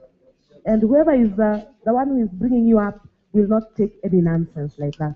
So you grow up with that feeling of never picking other people's things, not stealing. So you find that you tend to have a certain way of doing things. But if that was not the same thing also with lies. Many of us tell lies. We tell lies. You know what you're saying is not right. It's a lie, but you still say it anyway. But maybe, again, if you are not brought up in a family which was zero tolerance to lies, then you find that you are dishonest. But you see, as you go through school, as you go through maybe some of these programs, as you go through church, you start to realize that there's a disconnect between the way you are brought up, the way you are socialized, and the way you are being taught, because you're teachable. So you can change. You can change. You make a decision that I'm going to be honest. It doesn't matter what the repercussions are. I will say the truth. If they make me lose friends, it's okay. Maybe the true friends that maybe are like me are the ones who will be with me. Maybe my teacher will be annoyed with me for some time. I may get a punishment, or maybe someone may actually respect me for the fact that I said the truth. You can change. You can change. And be willing to change. But you see, you cannot keep saying lies, and then sometimes you're honest, and then again you go back to saying lies. Then people will not trust you because now they will see you as a hypocrite. Because you have conflicting character traits. So make a decision about your character. If you have decided that maybe because you are brought up this way, and there is that conflict in you because now you're realizing you have to learn, maybe because of what you are learning through either what the areas I've said, just make a decision to change. And people will appreciate the change, by the way. And they will know that you used to maybe steal, you used to lie, you are dishonest, you used to have these negative traits, but you are now moving towards positivity, and that is growth. That is growth. And all of us are growing, not just physically, but in terms of our emotional, management, in terms of our intellect, the things we learn, in terms of our character, generally in terms of our personality. Okay? So don't fake it. You know, there are some people who say, fake it till you make it. Have you ever heard of that expression? No, don't fake it. Just be yourself, be real, be honest, be willing to change, and avoid situations where people see you as a hypocrite. Then there is this aspect of where somebody has talked about when you're a friendly, positive, and jovial person, then other people want to get under your skin. You know, there are some of us who are so calm. Those of you who are sleeping, please wake up. There are some of us who are so calm. We have this disposition. You know, there are some babies who are born and they are just, calm babies. Maybe it is genetic, I don't know. Maybe it is the way you're socialized, I really don't know. And then there are some of us who are just hyper. Maybe again we were born hyper. Or maybe it's just, whatever the case is, we are different, okay? There are different types of people. And we cannot be the same. So maybe if you're a very calm person and the majority of people around you are hyper and rowdy, okay? They keep wondering now, how do we get this young, calm-looking man to get agitated and to fight like us or get rowdy like us? So they will try to get under your skin. They will do their best to provoke you. Just walk away if you can. Walk away. It's not a sign of cowardice. It may actually be the biggest sign of courage that you can show, because you have stood your ground, you have remained yourself, you've remained true to yourself. Because you see, you may get actually provoked, you may get into the fight, and then at the end of the day, how do you feel about yourself? The others have gone, they have succeeded in getting your vote, they have succeeded in provoking you, but how do you feel after that? And how do you live with yourself? Because it means now that is peer pressure. You are changing yourself so that you can fit in, but you're not happy. So just walk away. It's a sign of courage. It's not a sign of cowardice. But you know, at your age, in your peer group, maybe there are those status issues. That you're the top of the pack, if you're the loudest, if you're the braggiest, I don't know. It depends on whatever scenario you're talking about. You don't have to be like other people. Be yourself. And there's nothing wrong with you if that is your disposition. Because each one of us has a different disposition, and that's why life is so interesting. Because we are all so different. Okay? Okay, I don't know if, I think I've answered most of the questions that came. Maybe I can take a few more. And before I do that, there's something that I've been asked to talk about that I will. So I'll take a few more questions if they are really pressing.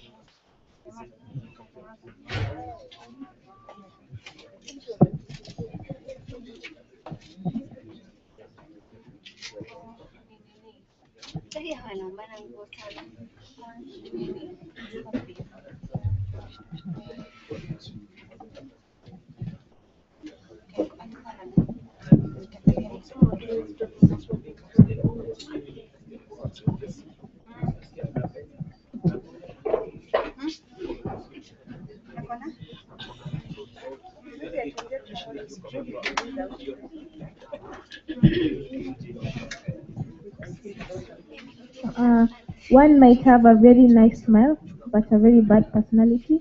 Thank you, Mesama. Oh. About the nice smile and a very bad personality. Now, there's something I want to say. Nobody is bad, okay? I have a certain philosophy when I'm dealing with young people like you. And one of the things I've told myself is there is no bad student or there is no bad person. The badness that sometimes we see in each other is because of what I call projection of stress, anger, some feelings, that emotions that are beyond sometimes what we can do, frustrations. You get me? So, by the way, if someone is rude to you, never think that that person is bad. That person is projecting something, anger, inside. Just give them time, give them love. You'll be surprised when you're good to them. When someone is bad to you and you're good to them, and you keep being good to them when they are bad to them, you're giving them the example of what it is that they can be. Okay? So sometimes it's just frustration, anger, so they project it. Like I was saying, you get into a matatu, and someone asks you for the fare, and then you start thinking, why is he asking me for the fare? Siangoje kwanza nikae. Okay? It's because you're angry about something. So the first person you meet, you respond in an angry way to that person. That does not make you bad. We don't qualify you as bad. Okay?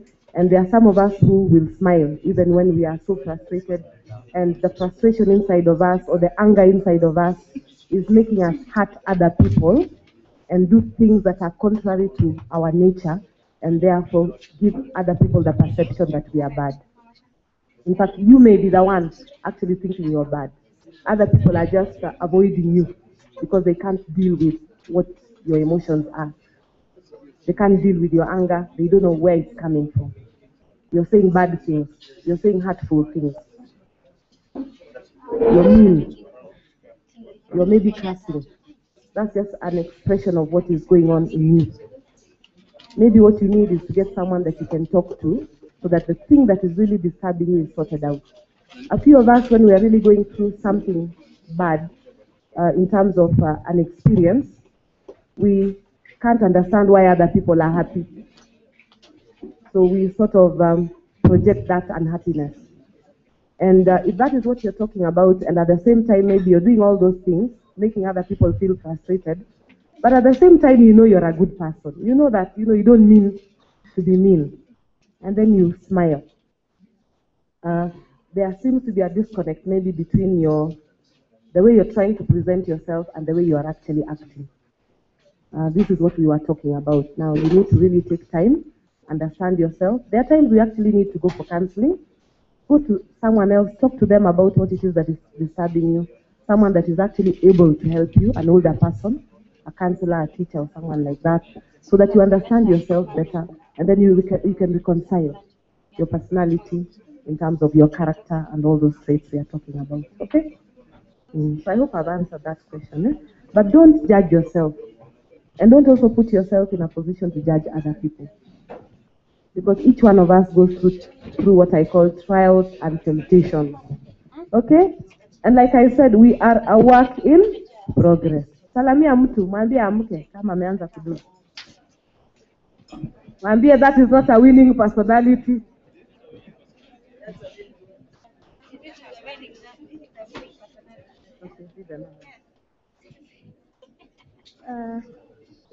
The next question. Sometimes a person may want your advice, and while advising them, you happen to share your experiences with them. However, instead of them heeding to your advice and getting the best out of it, they go out exposing you negatively to others. How do you deal with such a situation? Okay, so how do you deal with such a situation? Just ignore it, okay? Just ignore. Don't go fighting that person because you'll make a bad situation worse. You'll make a bad situation worse. Ignore. and ask God to give you that strength to forgive that person.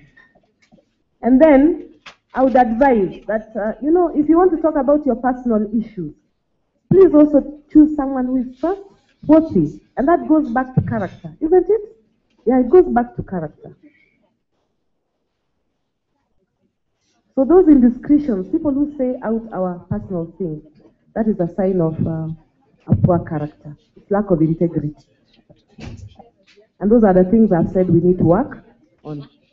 So choose friends, and everybody wants somebody with a winning personality.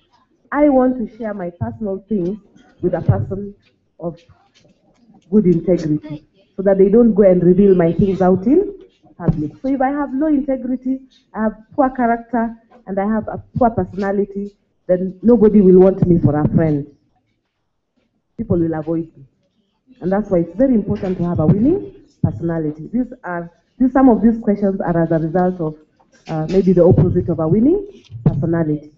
Sawa? Okay.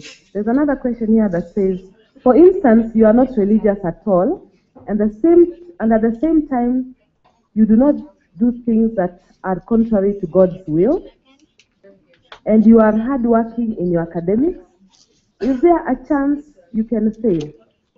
I think I read fear. And the fear is, you're already disconnected from God, and you wish you could actually build that relationship with God. Otherwise, you'd never worry.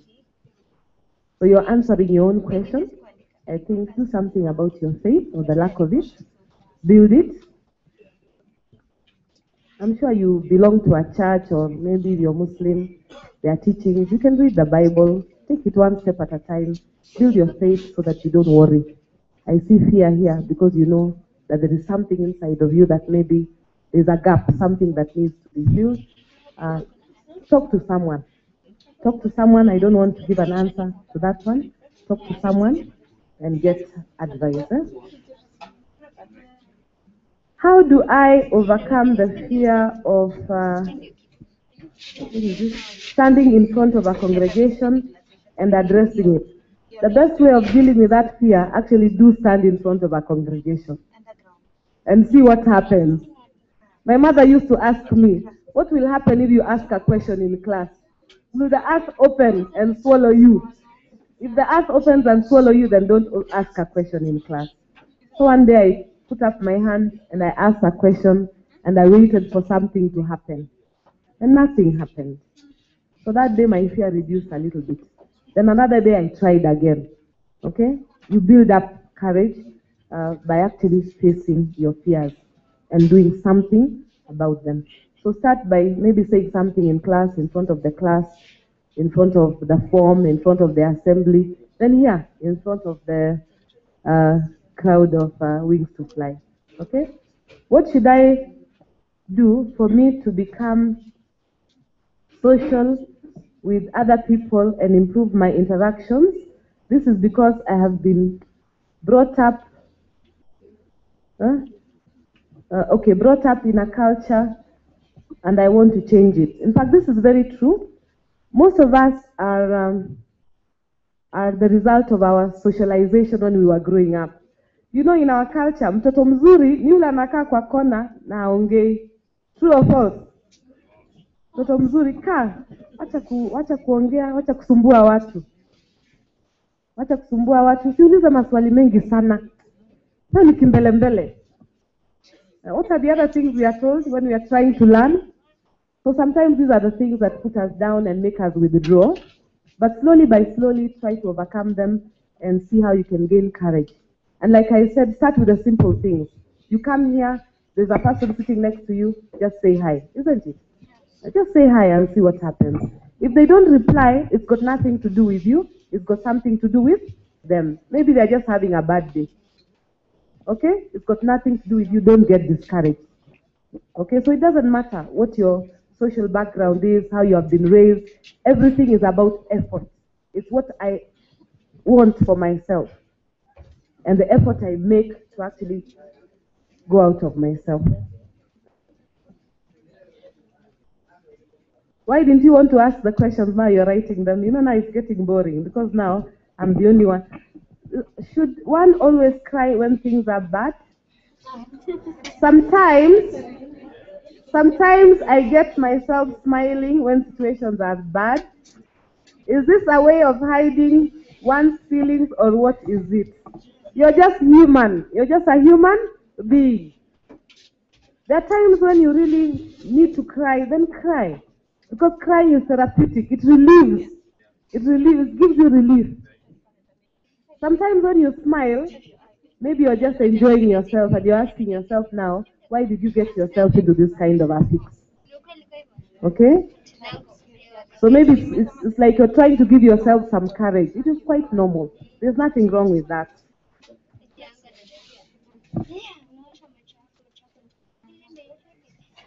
How do you deal with a situation where whatever you say tends to make a person angry? Maybe it's a joke. You know, some of us tell people the truth and then we say it's a joke. I was just joking. Actually, a joke too. And you did it deliberately because you wanted to send a message. Now then they get angry. What did you expect? What did you expect? Because why should you make jokes at other people's expense? Maybe that's something you wanted to tell them, but you are not courageous enough to say it. But you say it and then you say it's a joke, yeah? So don't get surprised if you get angry, if someone else gets angry. Because you have hurt them in front of other people. It's not fair. Is that what you'd want other people to do of you? No. I am in a position in which I think I can't make it. Have performed well in my exams, but the teachers say that I am overconfident. Help me. Can I talk to you personally? Definitely, you can talk to me personally. Let me tell you, there is nothing like being overconfident. You know, in this town, in Nairobi, the biggest con men are the most confident people because they are able to pull things off. Have you realized that?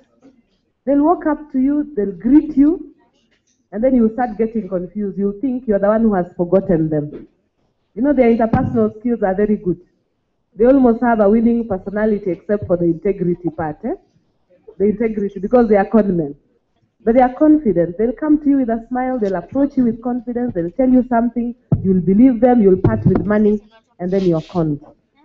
Now I want to talk to those of you who, because all of us are now facing exams, there's something I want to talk about. Are we listening? Because maybe on that one and a few others, itakuwa namaliza. There is nothing like being overconfident. You are overconfident if you're doing nothing. If you wake up in the morning, go for breakfast, then go back to sleep because you're waiting for KCSE, and there's nothing you're doing the whole day, that's you're overconfident, isn't it? Is there anybody who is not working at all in any one way? In fact, it's very important to be confident. I talked about troubleshooting. I'm calling it now at school the check-off system. I'm calling it the check-off system for Form 4. Write it down somewhere. Check-off system. Check-off system. Because it will build your confidence. I've seen it build the confidence of students even in a week, in a month. Okay, the check-off system. Even for you that got the E in mocks. Hata kama ulipata 13% in mocks in maths. Or in Kiswahili, maybe you got 25%. If you go by the check-off system, you will definitely improve. Even if you got 70, you got the A in mocks, you can get the 100 in maths using the check-off system. It works. It doesn't matter what level you are. I want you to try this term. That is what we are doing at school now. It's something new. But I've seen it working for anybody from Form 1, Form 2, Form 3, Form 4. Okay? I mentioned it earlier. You see, the most important thing is to have confidence. With confidence, you can face the exam. With confidence, you can face any paper. There are students I've seen who are very bright, very brilliant, very able, but when they lose their confidence, are you with me? Say hi. When they lose their confidence, they panic. And when they panic, they come and tell me, Mrs. Akatsa, nilikuwa naona tu black. Paper ni kama ilikuwa black, sikuwa naona kitu. Namuuliza kwa nini? Because I just remembered that thing that I thought I didn't know, and then it just scared me. And everything else evaporated. Okay, the check-off system. You have a few weeks to go. There are very many weeks. In fact, you have so much time remaining before KCSE. For those of you who are feeling like the person who has written me this note, okay? For every subject, in fact, I tell them 1 page, 1 subject. So 1 page, page 1, you can write history. Page 2, you can write CRE. Page 3, you can write maths, whatever your subjects are, all of them, all the 8. Are you listening to me? Check off. What have I called it? Look at me so that I know you're listening to me. Or you all look there. Look at me. Okay? Are we together, the check-off system? We all have strengths in terms of our gifting with subjects. There are some subjects we feel we can do very well. And there are some subjects that we feel challenge us. Okay? Very few people are good in all the subjects. We struggle at different levels in any subject. I've seen students who don't use their time wisely, mainly because they feel they want to start revising from Form 1 to Form 4. Then you pile books here, look at Form 1, back at Form 4, and the heap of books discourages you. The easiest way is to identify the topics that you feel you're not very good at. Are you with me? The topics you feel, if today someone told you, what topics do you wish would not be set in the exam? What is the topic? Maybe you're going to do an open exam or a post-mock exam. What are the topics you're hoping the teacher has not set? That is where to start. Do you understand me? Because that is where you have your fear. Because you know you have not been thorough in that area in terms of revision. So identify those topics and list them down. Sawa. So the check-off system, what are we saying? Number 1, identify the topics in each subject that you feel you're not prepared to meet in the exam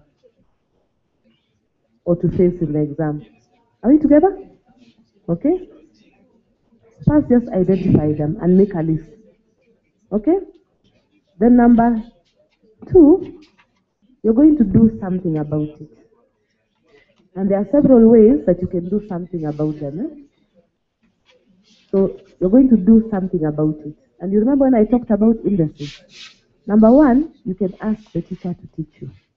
It's called working smart. If you have friendly teachers, if you have the right interpersonal skills, you can ask the teacher.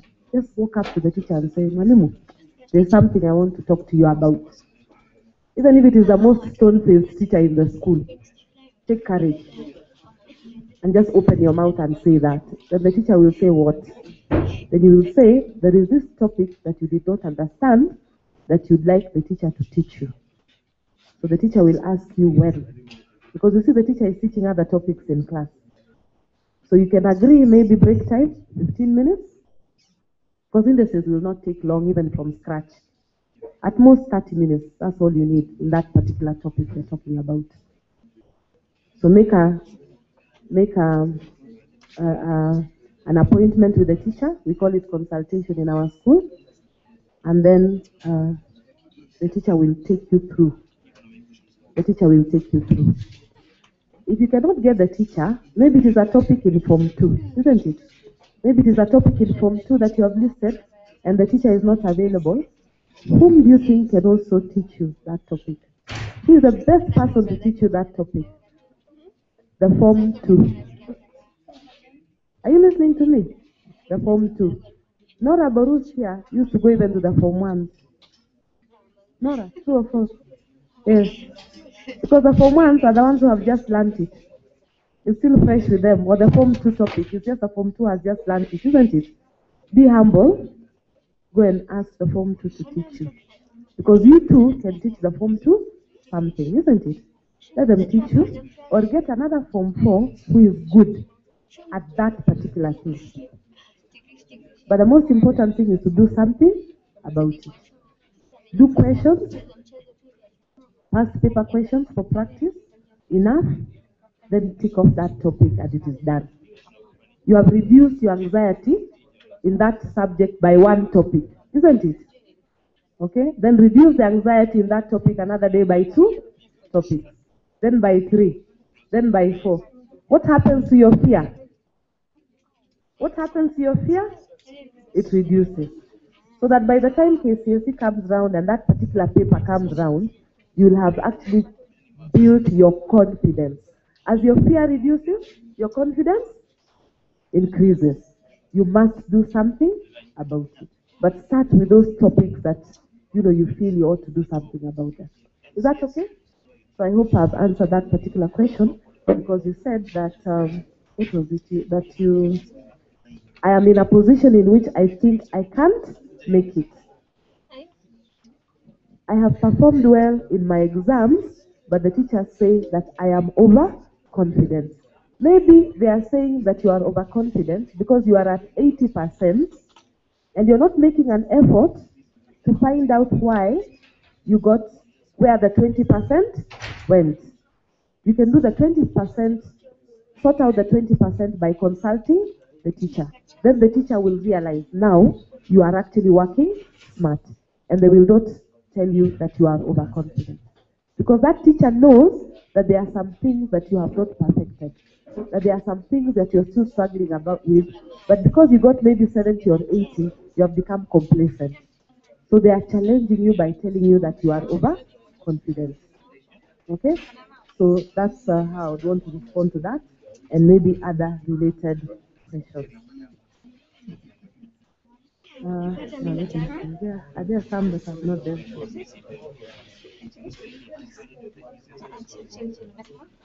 If you are a social person and your parents are against it, they don't allow you to interact with your friends, how could you cope with it? Do we have a commandment that tells us something about honoring our parents? Do we? And then is there a promise at the end of that commandment? Is there any other, if you're a Christian, that gives you a promise? So let's start by first respecting and honoring our parents, okay? And then also looking at ourselves. Is it because they can't trust us? What have I done in the past? How do I behave that makes my parents now not ready to give me that degree of freedom? Now, if all those things are intact, there are times you can also engage in a mature discussion with your parents and try to understand one another. Now, you need to build your interpersonal skills to be able to engage with your parents in a mature and respectful way. Everybody has a reason. They have reasons for whatever it is. Try to understand what the reasons are. Try to respect those reasons. Sasa? Yeah. Wake up your friend in the checked yellow shirt with respect. Mwambie nimemsalimu. I think our glucose levels are down. If I did not answer your question, you can come. I can still see you after this. We can talk. Eh? I think maybe I'm overstretching it a little bit. Kindly allow me to stop there. Okay? Yeah.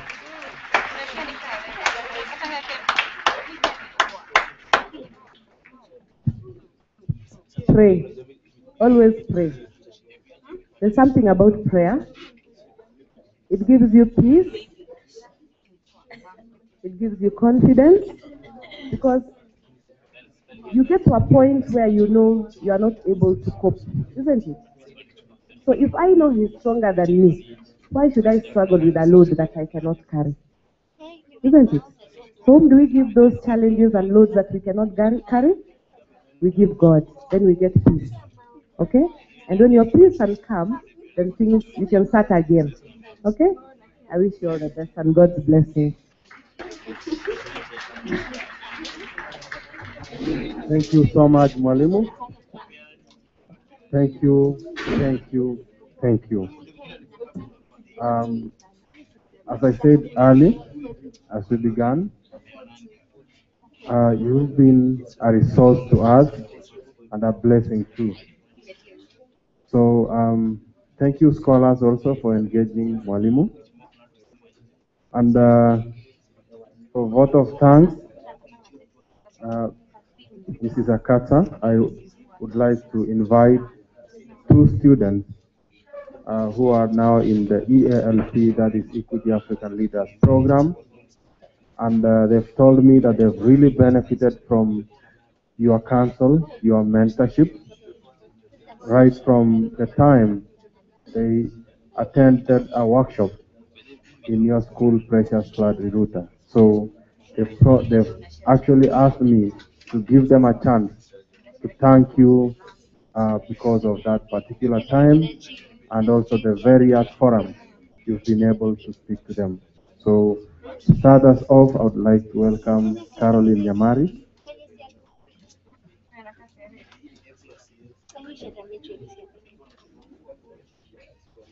Hi everyone.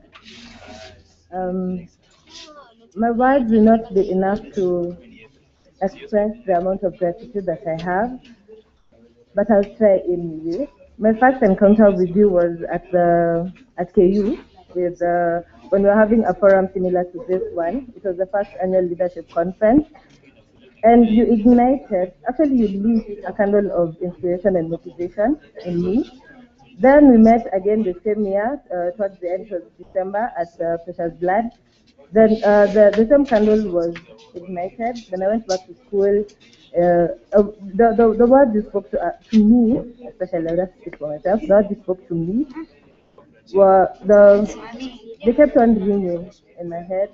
Then I read more and more, and then we've met the years that followed. We met in 2011, 2012. Last year we also met, and it is through the inspiration that I got that now I'm here as an ELP scholar from the Wings to Fly program.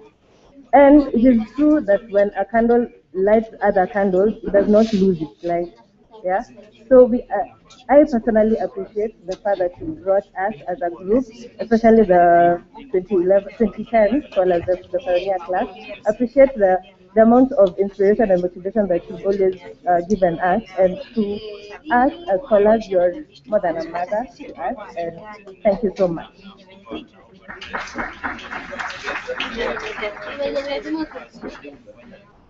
Thank you so much, Caroline. That is the testimony we are talking about Mrs. Jacinta. Again, I'm joined also by a young man who also have had similar encounter and challenge from your word of counsel. Wayne, please.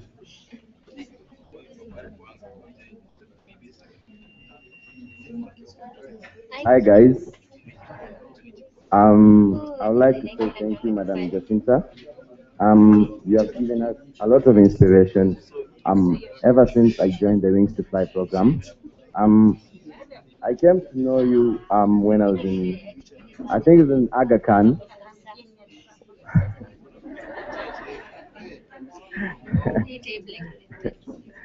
we met at Precious Blood Reruta, and there's a lot of things that I learned from you. First of all, I would say there's one thing that you taught us. It was about diligence. When we used to work at PBA, tulifanya kazi. We used to wash the utensils, we used to wash the corridors, the classes, our rooms. It was really a working experience, but I later learned that it was all about teamwork. And the other thing that I got to learn from you was Kaizen. I'm not much of a Chinese, but I know that it means something to do with hard work.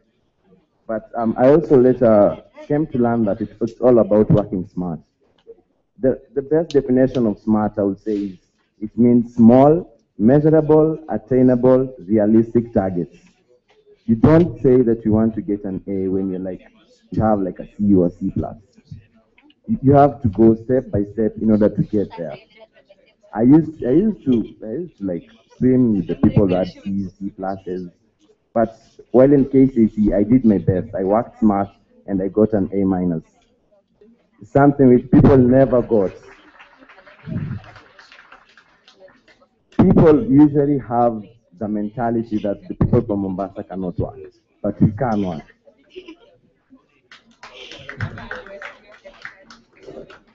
Especially when it's a day school. Okay, some people say, okay, Aga Khan, okay, oh, no masos, nini na nini. But ukiwa Mombasa, you start to see the people like, there's some people who are usually there for you and they're going to help you step by step in order to attain your goal. And I learned a lot because I also learned to manage my time well, how to carry myself to the others. I also learned how to give advice to the others. And the other things, the winning personalities, she usually talked about it a lot. We usually had these meetings with all the scholars back at the tuition. The winning personality that I usually loved was about attitude. If you look at attitude, all the letters like A number 1, then T is somewhere around katikati hapo. If you try and add all the positions, it usually amounts to 100%. And also, we also learned how to become confident of ourselves. We used to do presentations according to rooms. We used to sing. We used to crack jokes sometimes. We used to come like do memory verses, quotes, and all that. Also, what I know about Mrs. Jacinta Katsa was she's she's inspirational because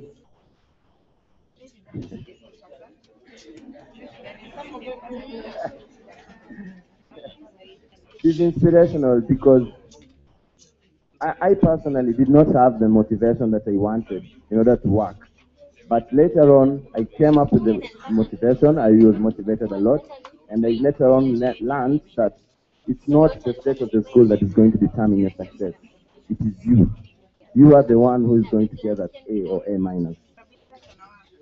Okay, and what I would also advise each and every one of you is you should advise each other because you later learn that each and every one of you has a personal experience that is different from the other.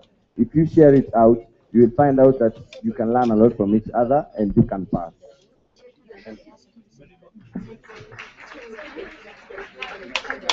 Thank you so much. And lastly, in that category, I'd like to invite one of your own, Mrs. Jacinta Akasa, Nora, who passed through your hands from Form 1 to Form 4, and she really talks about you every time she talks about motivation. Nora.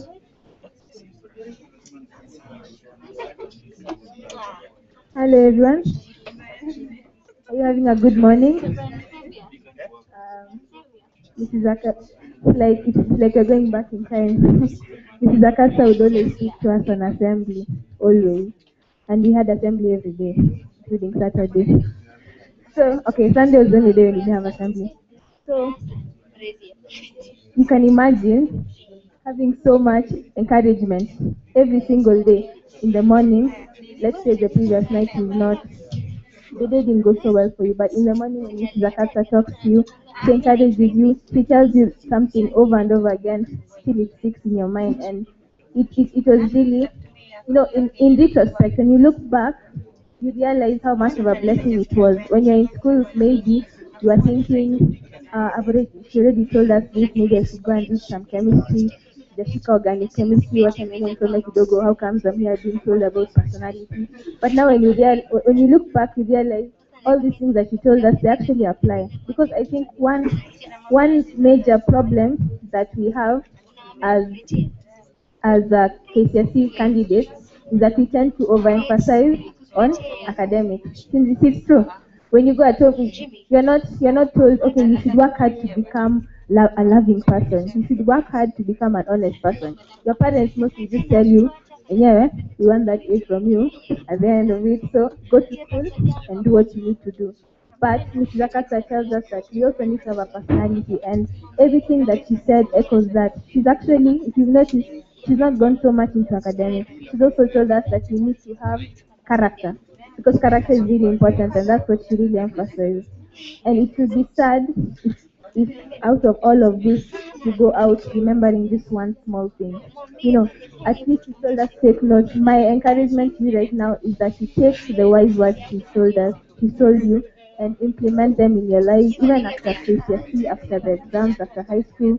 There's still so much to do.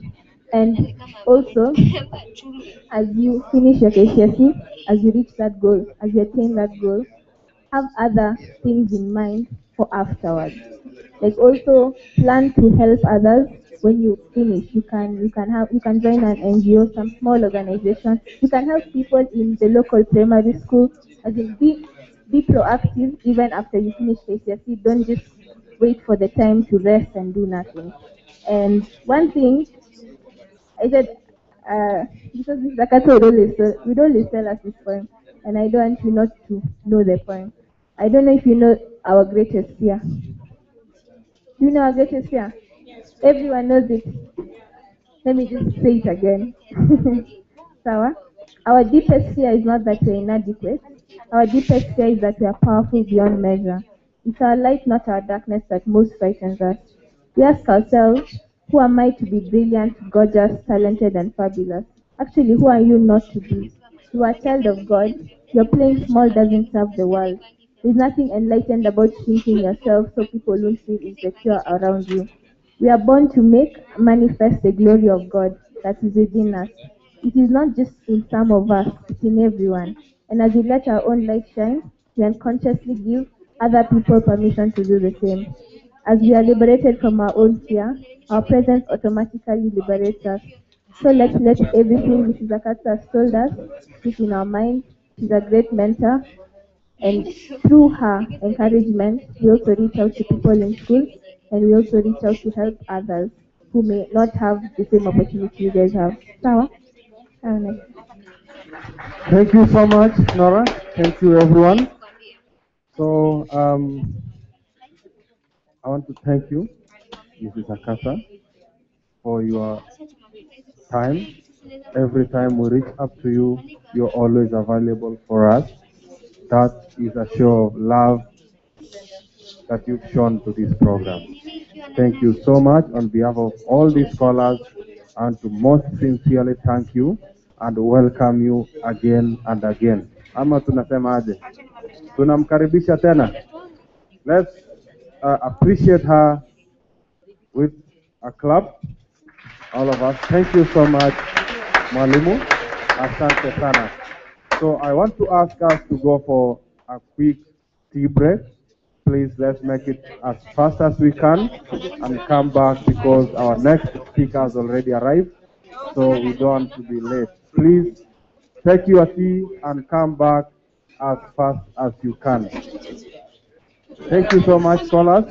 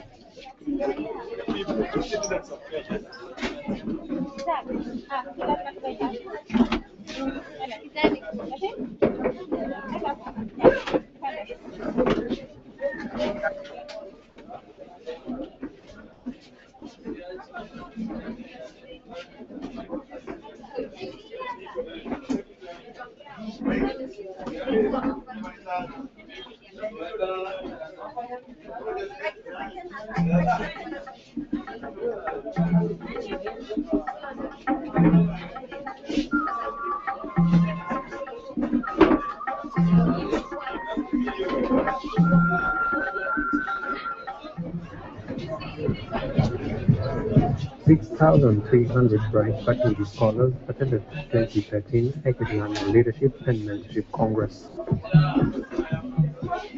The scholars that come from various equity branches from the North joined their counterparts at Trinity University, the venue of the two-week congress, to be addressed by captains of industry and on